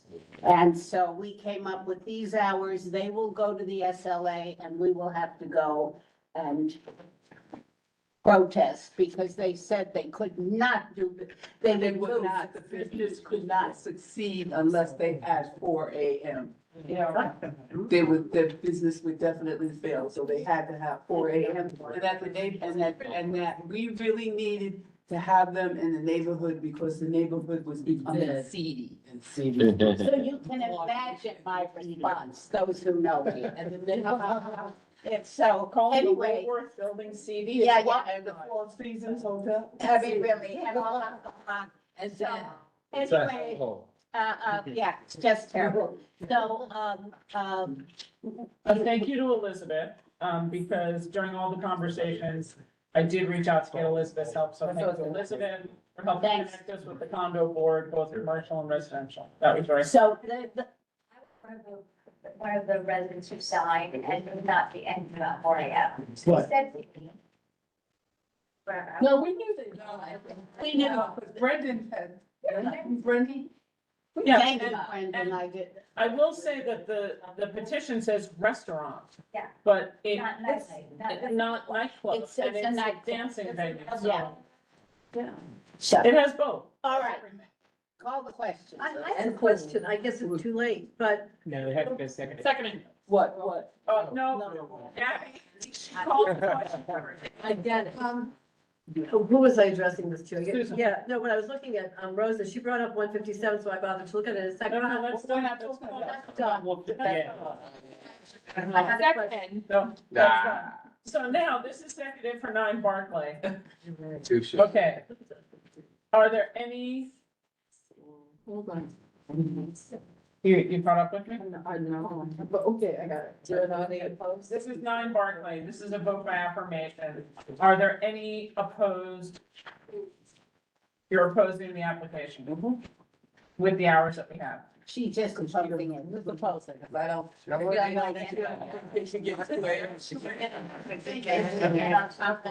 Or opposes? Is there anyone else in opposition? And you should understand that. Okay, so then we'll go to abstentions. Joyce abstains. Chia abstains. Kucha abstains. Vote no. Cassell abstains. I wonder why. Sean Scott abstains. Going up. You votes no. Okay. And blank? Stay. Okay. 40 ounce. No, it's not 4. Voting against. Read the reso, we only gave them till 2, they asked. Only for- gave them. It says 4, I'm sorry. Oh, okay, thank you, sorry. So, Mr. Yu, would you like to change your vote? Yes, yes, it'll be yes. Will, that's it. I abstain. And Abstaining? 9. Robinson. Okay. With that, everybody's all set, nobody needs to recuse? Fantastic. Motion passes. And anybody, when it comes before the SLA, anybody would like to testify, please let the office know. Yeah. I'm happy to. Okay, anybody else? Okay, next slide. Land use. Sorry, working without minutes. We spent about, no resolutions this month. We spent a little over an hour, hour and a half working on a presentation and some committee questions from the owners of 33 Thomas Street, which is AT&T. This is next to the very large, stark AT&T building that's at Church Street and Thomas. AT&T owns the plaza that's adjacent to it. They're proposing to sort of flip the plaza to the other side, cut it in half. It's two tax lots, and develop 2 adjacent, approximately 15-story buildings. It's going to require a number of land use actions. The land use application hasn't even been filed yet. Following sort of our plea with developers that they come to a failure in this process, this developer, to their credit, has done that, and is looking to get some feedback from the community board. So our committee had a lot of questions around the structural integrity of the plaza that's been indicated, given reports of what may or may not be in use at the AT&T building, as well as how the plaza was going to look, and we had questions around affordability, possibilities at that site. The developer was very dense, but it just doesn't fit into the economics of their plan. And the last thing I'll say is what AT&T is looking to do is to prepackage approvals and sell the development rights with all the approvals, et cetera, to a would-be developer who will then build the actual project. And I think that sums up in that 3 seconds, an hour and a half. A long discussion, but look, review the YouTube video, we're at the very beginning of this discussion, and come to land use committee meeting when these are gonna be done. Oh, Next. did I miss something? Are they developing for what? Residential. Well, there'll be some retail at the ground floor. Wouldn't tear down. No. So this is in the plaza. It's currently we spent a lot of time going over the history of how the AT&T building got built and what the plaza meant in relation to that. The applicant explains that according to the history of the building, that while they were eligible to take a plaza bonus, they never actually built the building by taking the plaza bonus. So the plaza is there. It's not a privately owned public space, POPs. It's a private plaza. Think of like the old Chase Manhattan Plaza, Post Sun Plaza. And it's their, they've had it closed really since COVID, but it's their position that out of the goodness of their hearts, they've kept it open to the public. More recently, lately, but the new plaza would then be subject to, normal. Question? How many stories? I think the buildings were about 15 or so, 12, 15. They're not all timers. Okay, any other questions? Hearing and seeing none online? I know, Bricks and Mortals is a nonprofit organization that works with faith-based institutions throughout the city entirely, and was presenting about opportunities. They can help folks with their real estate needs, so churches, places of worship that have all kinds of real estate issues. Go to this nonprofit and get help. Okay, all right, thanks all. Yeah, all right. Betty, take it away. You guys can make room for, oh, there she is. Okay, all right. Yeah, we'll start with the resolution, and this one, and it's just away from me. Oops, sorry. That was my bad. Give me 1 second. I don't know what's going on. There we go. Betty, you're up. This, the basic legislation, city legislation, which is why I intro 1131. And this is only to establish a task force to study the options for making street design and infrastructure safer, considering the increased use of electric bicycles and related collisions.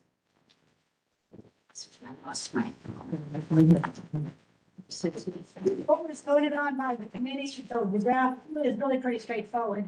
The first is to show support for the legislation, which is development of district task force.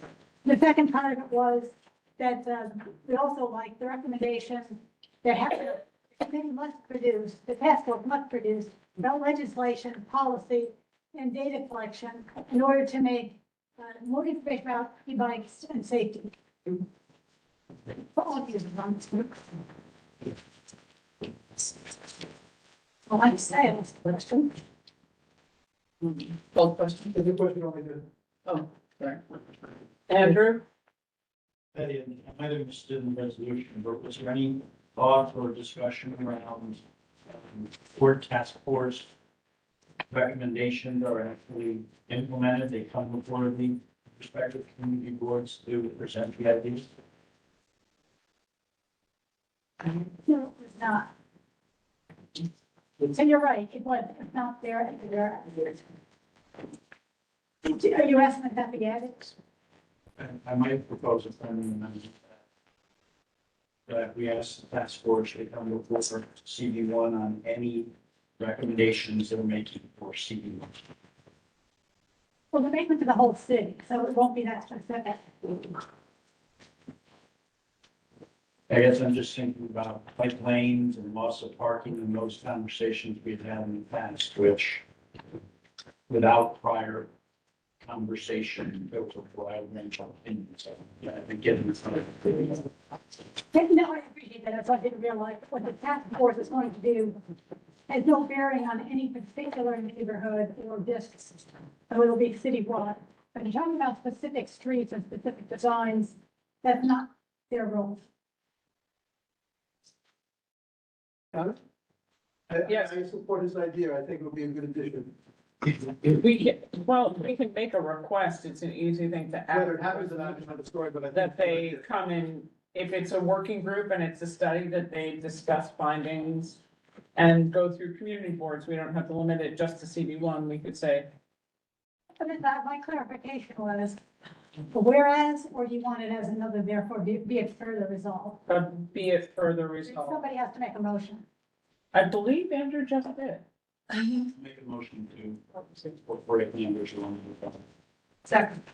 And it's been made and it's been seconded, As we voted on. and, because you're not agreeing with this, so, okay. So Disagreeing. then Just has to vote. it doesn't have to be if it's non-controversial. Parliamentary, is it substantive? Therefore, the change to it. Okay, let's go. Okay, so this is a friendly amendment to add that we would like the task force, to come and meet with community boards, right? Yeah.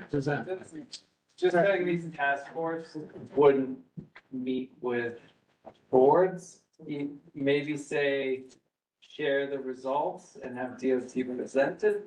His idea was before the share the results, that's what we always fight against in other situations. We'd like to have what they're looking to do before the results. I would say that DOT and not the task force, because the task force would, you would never get that.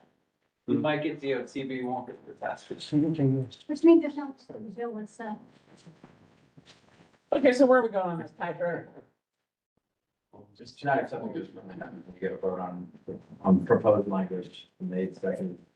Okay, so, Yeah, acclamation. so vote by acclamation, if you're in favor, that's our assumption. Are there any no's to the amendment? Hearing and seeing no no's, are there any abstentions?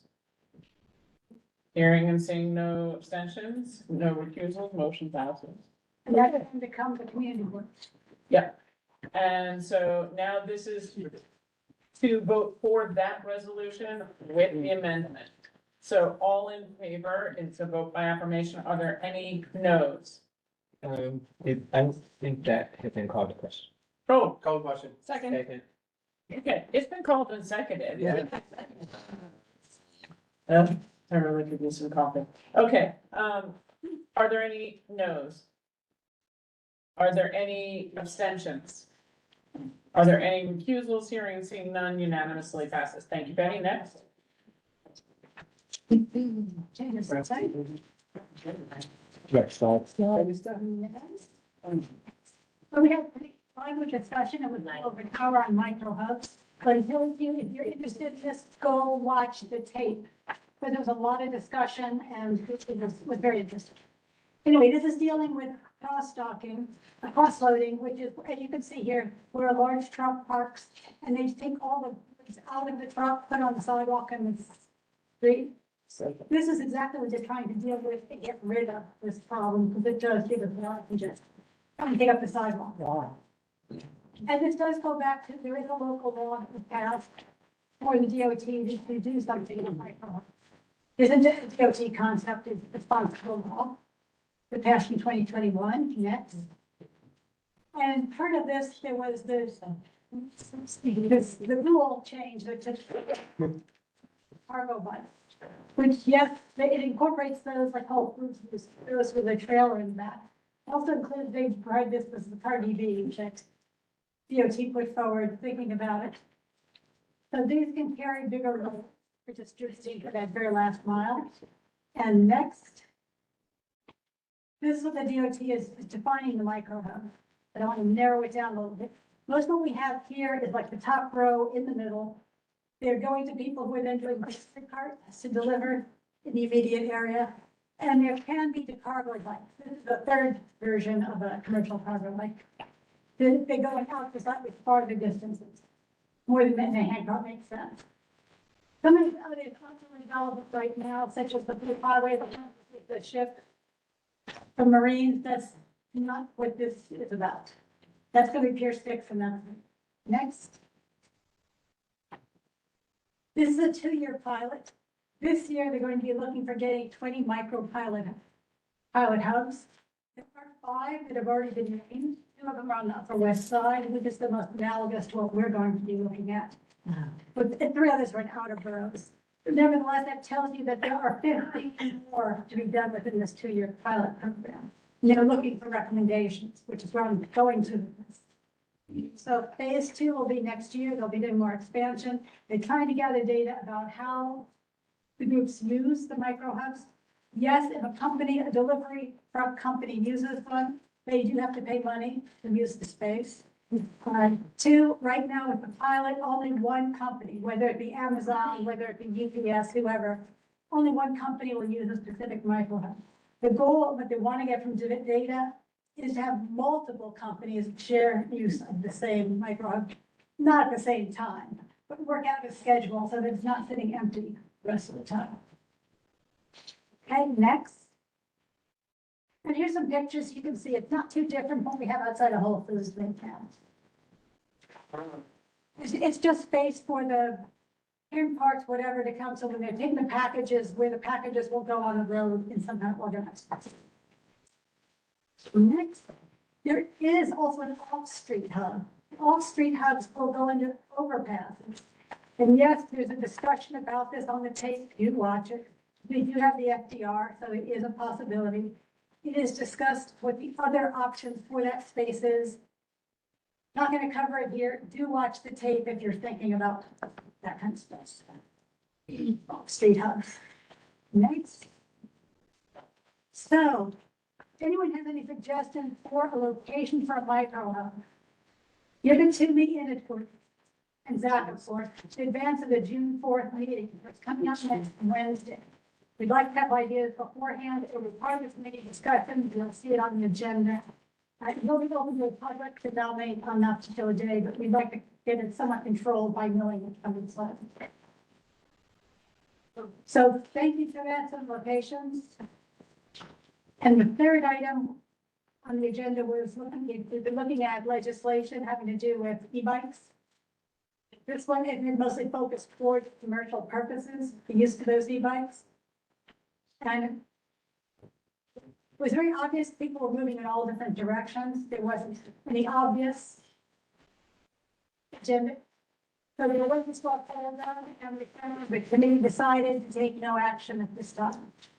If anyone objects to that and wants something done around e-bike regulation, to bring it forward in the future, and you can certainly address me and or Zach.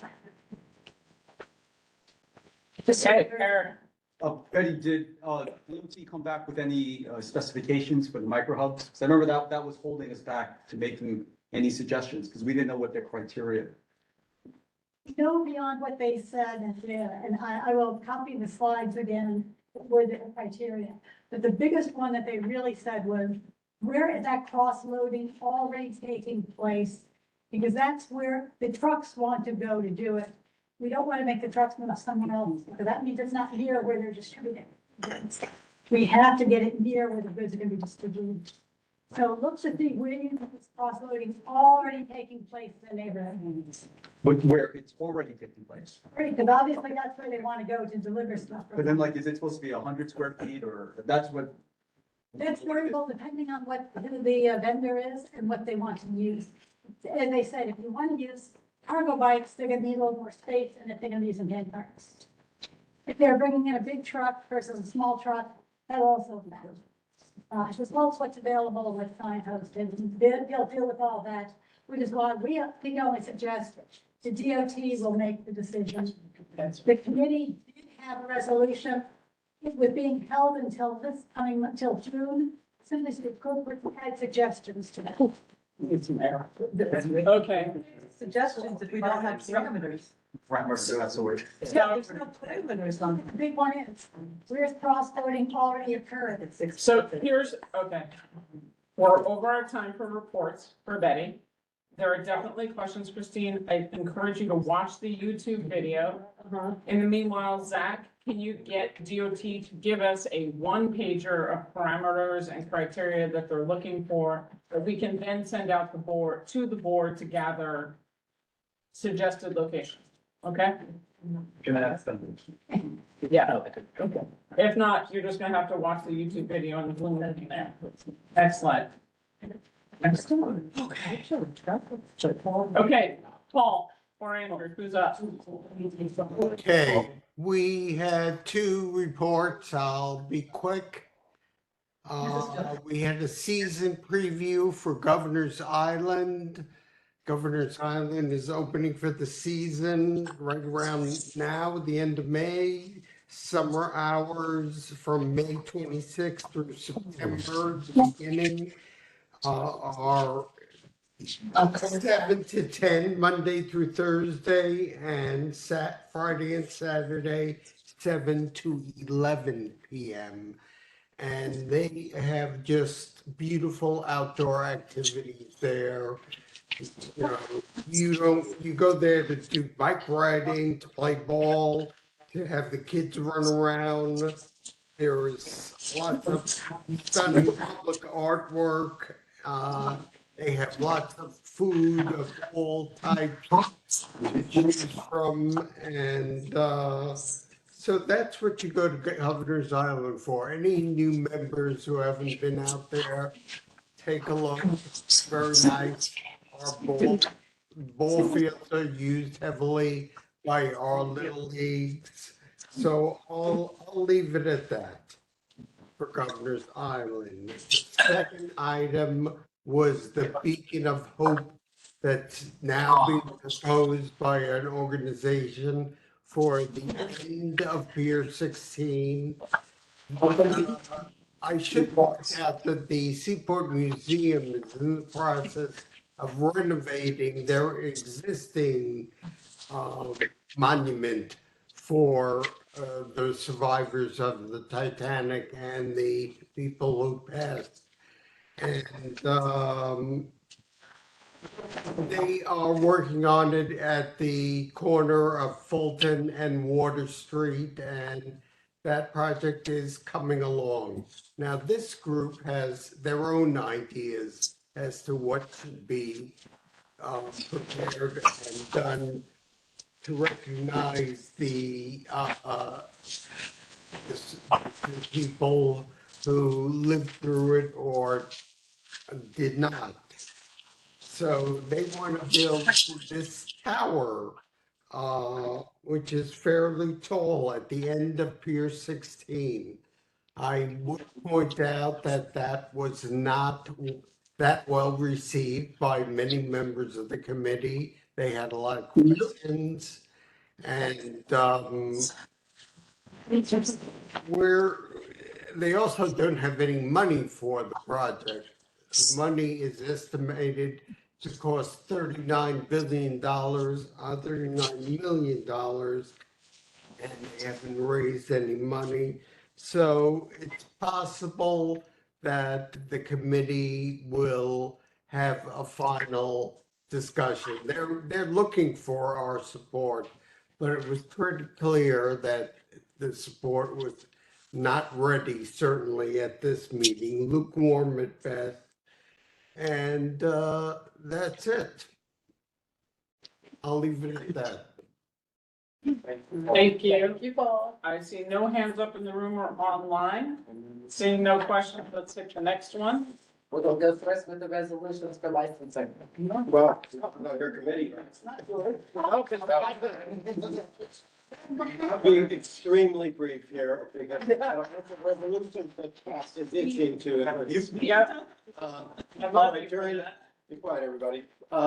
During the Battery Park City Committee meeting, there was an announcement of a new green market that is on River Terrace every Sunday from 9 a.m. to 2 p.m. It's a great little market. I would urge all of you to visit it.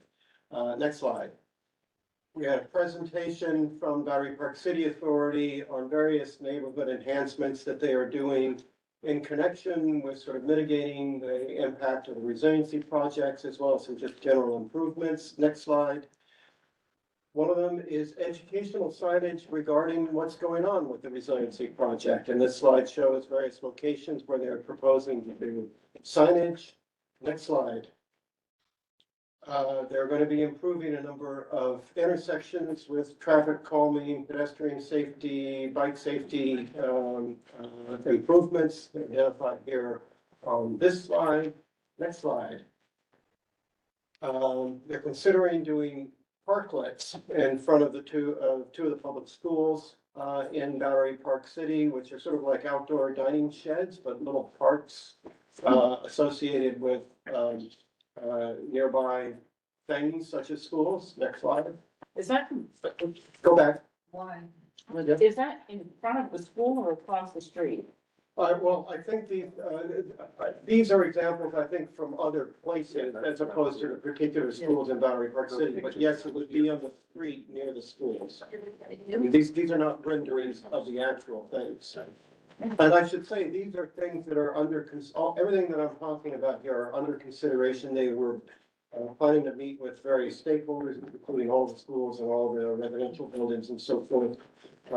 And I anticipate they'll be back to us in for September meeting, because they plan to start things, whatever they're gonna do in October, November timeframe. So, next slide. One of the things, kind of a neat thing they were contemplating is a viewing platform out in the area where the volleyball courts, nearby the volleyball courts on the Esplanade. This would be to give a view of the construction while it's going on. Sort of a combination, educational, sightseeing, idea. Work out. Next slide. Thank you. If I find these construction projects interesting. Quiet.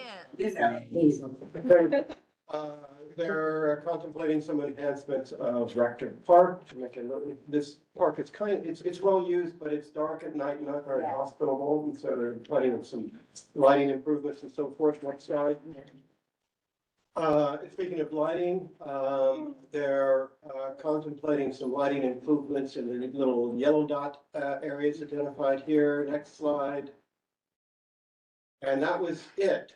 There's a lot of interesting stuff there, so I actually urge you to watch the YouTube video where you can see the presentation and specifically. Justine? I just wanted to add that, aren't they giving people a chance to comment if they want to? Is there a online?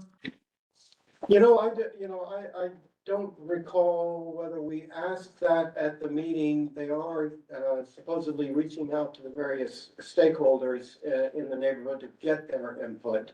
And certainly they were soliciting our input at the meeting itself. It would be great if you could find that out and then we'll distribute that information. And Would be great. Yeah, thank you. And they met with Justine and I and Eric too, and Betty, previous to their presentation to the committee with, the sort of talking session with their ideas. The same concern I have with DHS, getting to the school before the last PTA meeting to try and get engagement. Because once the PTAs pass resolutions and they're done for that year, they're done, then you can't get in again until October. That's a good point. Do we know when that is likely? It's on their website. Okay. Yep. All right, Daron, and keep in mind, I'm gonna ask you all to stay put because we gotta make sure we have quorum and then we have a final vote. Go ahead, Daron. Good evening, everyone. I'm Darren Charkubian, and last week we had a meeting with our street fair promoter for our new members. We co-sponsor street fairs, bringing in badly needed revenue to help the office with their annual expenses. So last week we met with longtime street promoter Joe Giovanni, and we discussed the activities and the look ahead for the year. So to date, there've been a few events. We've raised $4,500. The projection out for the end of the year is $23,000. And that's without a holiday market. In June, Joe reported to us he's going to be meeting with the Parks Department, and they're going to be discussing potential sites. This one in particular is going to be on the Broadway side of City Hall Park. Holiday markets we had one like 3 years ago. Think Union Square from Thanksgiving through Christmas Eve. We're trying to do that here. That will not quite double that 23K, but it's gonna get almost double that 23K. It's badly needed revenue for our office here. We're in our next, I would like to hold the next meeting in July. We'll get an update. We'll be deep into street fair season by then, and we'll see where the revenues and projections stand. Happy to take any questions or comments. See you, that's a fact for Chair. Love that. Thank you very much, Daron. Now, That's how you do a report. All right, quality of life. It's in two parts. I'm doing the first part, the licensing, there are 4 items that I'd like to take.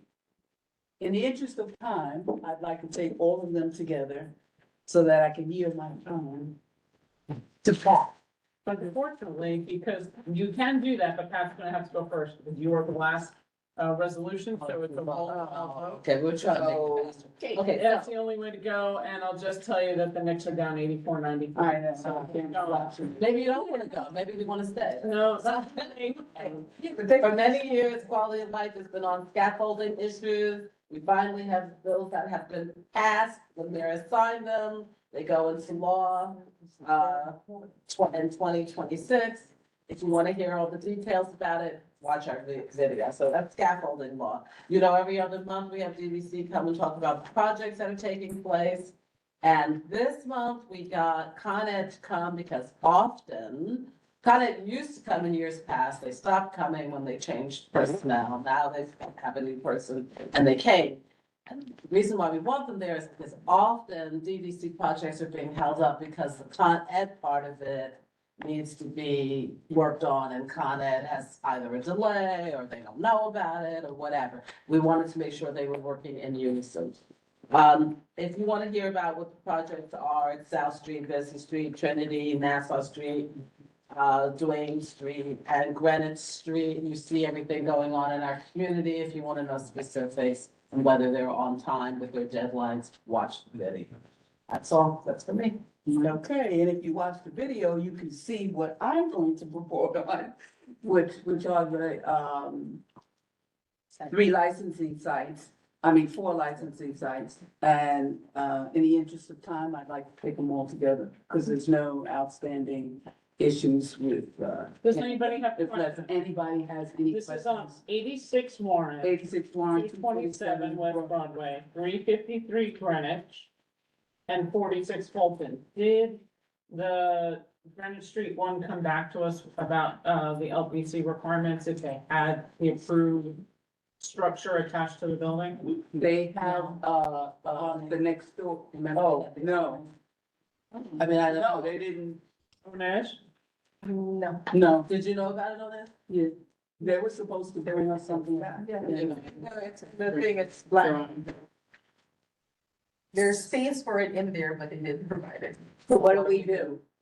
Well, we have no choice but to pass it, but we can certainly, as we discussed at committee, make it in the, if it's an approval with modifications and concerns that they have to prove that it was actually It approved. wasn't the awning, it was the structure below the awning. Yeah. The wooden structure below the awning. So is it appropriate to ask to amend the resolution so that it could reflect that? I think, I don't think we have to vote on that. I think you could just say, it because it was discussed at the meeting, correct? Yep. So as long as it was discussed at the meeting and they were required to send it, we can certainly just add that as a modification in here. Right? Yep. I think we can. Okay. Business will not be serving alcohol? No. They're not serving alcohol at all outside? No. Doesn't make sense. Are you sure? Yeah, that's what they said. I don't know how they can be. I've eaten there before. They serve alcohol. They serve alcohol. That's Sona Tribeca claiming they're not serving alcohol. Little Italy doesn't. No, Lily and the other one. Hill does Right. not. Wait, was this a typo? Yeah, River Hill does not. Is this just an accidental addition? So this is an accidental addition to zoning, Zona Tribeca. So Yes, then- they are. They will be serving alcohol. That's telling me. Yeah. I was like, yeah. So so Rigger Hill, No alcohol. Rigger Hill is no. Okay, so this is just a carryover. It's a typo then. The business will be serving alcohol and you have everything proceeded. The vice chair should have service aisle. Are they applying for roadbed cafe as well in the future? I don't think they Just did. not. They said yes. Okay, so we're gonna add the comments that were made at committee for, that the applicant was asked Yeah. about, They were, no, they were asking, they were supposed to send it in. the structure of the outside was approved. Right. Okay. Anything else on any of these? No. So if so, that's good, because you don't need to vote on that. All right, any questions? Nope. Need is for roll call. Call the question. Call the question. Second. Second. Pardon? Oh, we're voting on 4 resolutions. Oh, Quality of life, they're, All outdoor dining. yes, yeah, pardon, yes. okay, excellent. Blank, Yes. thank you. Brown Kennedy, thank you. Cassell, yes. thank you. Chang, And yes. thank you. I'm assuming Cameron is gone, right? Yeah. Okay. No, she's here. She's in Mount Holly. Cameron. Yes. Well, this is the vote for the last 4, outdoor dining. Outdoor dining? The last 4. Okay. Yes. Yes, Cameron, yes. thank you. All right, Charcutean, Charcutean, yes. thank you. Cole, Cole, yes. thank you. Corman, Norman, yes. thank you. Kucha, Kucha, yes. Kucha, yes, sorry. yes, thank you. Dimick, Dimick, yes. thank you. Flores, Flores, yes. thank you. Blank, yes. Friedman, Friedman, yes. thank you. Croman, Roman, yes. thank you. Galloway, Galloway, yes. thank you. Goldstein, Goldstein, yes. thank you. Hernandez, And yes. thank you. Joyce, Joyce, yes, but abstains on 227 Broad. okay, thank you. All right, Kay? Thank you. Canal? Yes. Thank you. Capel? Joel? See that? Lewiston? Lewinson? Thank you. Lyon? Yes. Thank you. Meltzer? Yes, and abstained on 353. All righty. Oh, 353. Oops. Minsley? Hensley, yes. Moore, yes. Thank you. Portia Corey? Yes. Thank you. That's fine. Rios? Rios, yes. Thank you. Robinson, yes. Thank you. John Scott? John Scott? Thank you. Vera Sung? Yes. Thank you. Townley? It's a what? Townley, yes. Townley, yes. You? You, yes. Townley, yes. Self- Thank you. All right, then. Motion's passed. No other business, no old business, no new business, meetings adjourned at 10:03. Thank you so much. It's 91-101 in the third quarter. No, yeah, there's an end of the third quarter.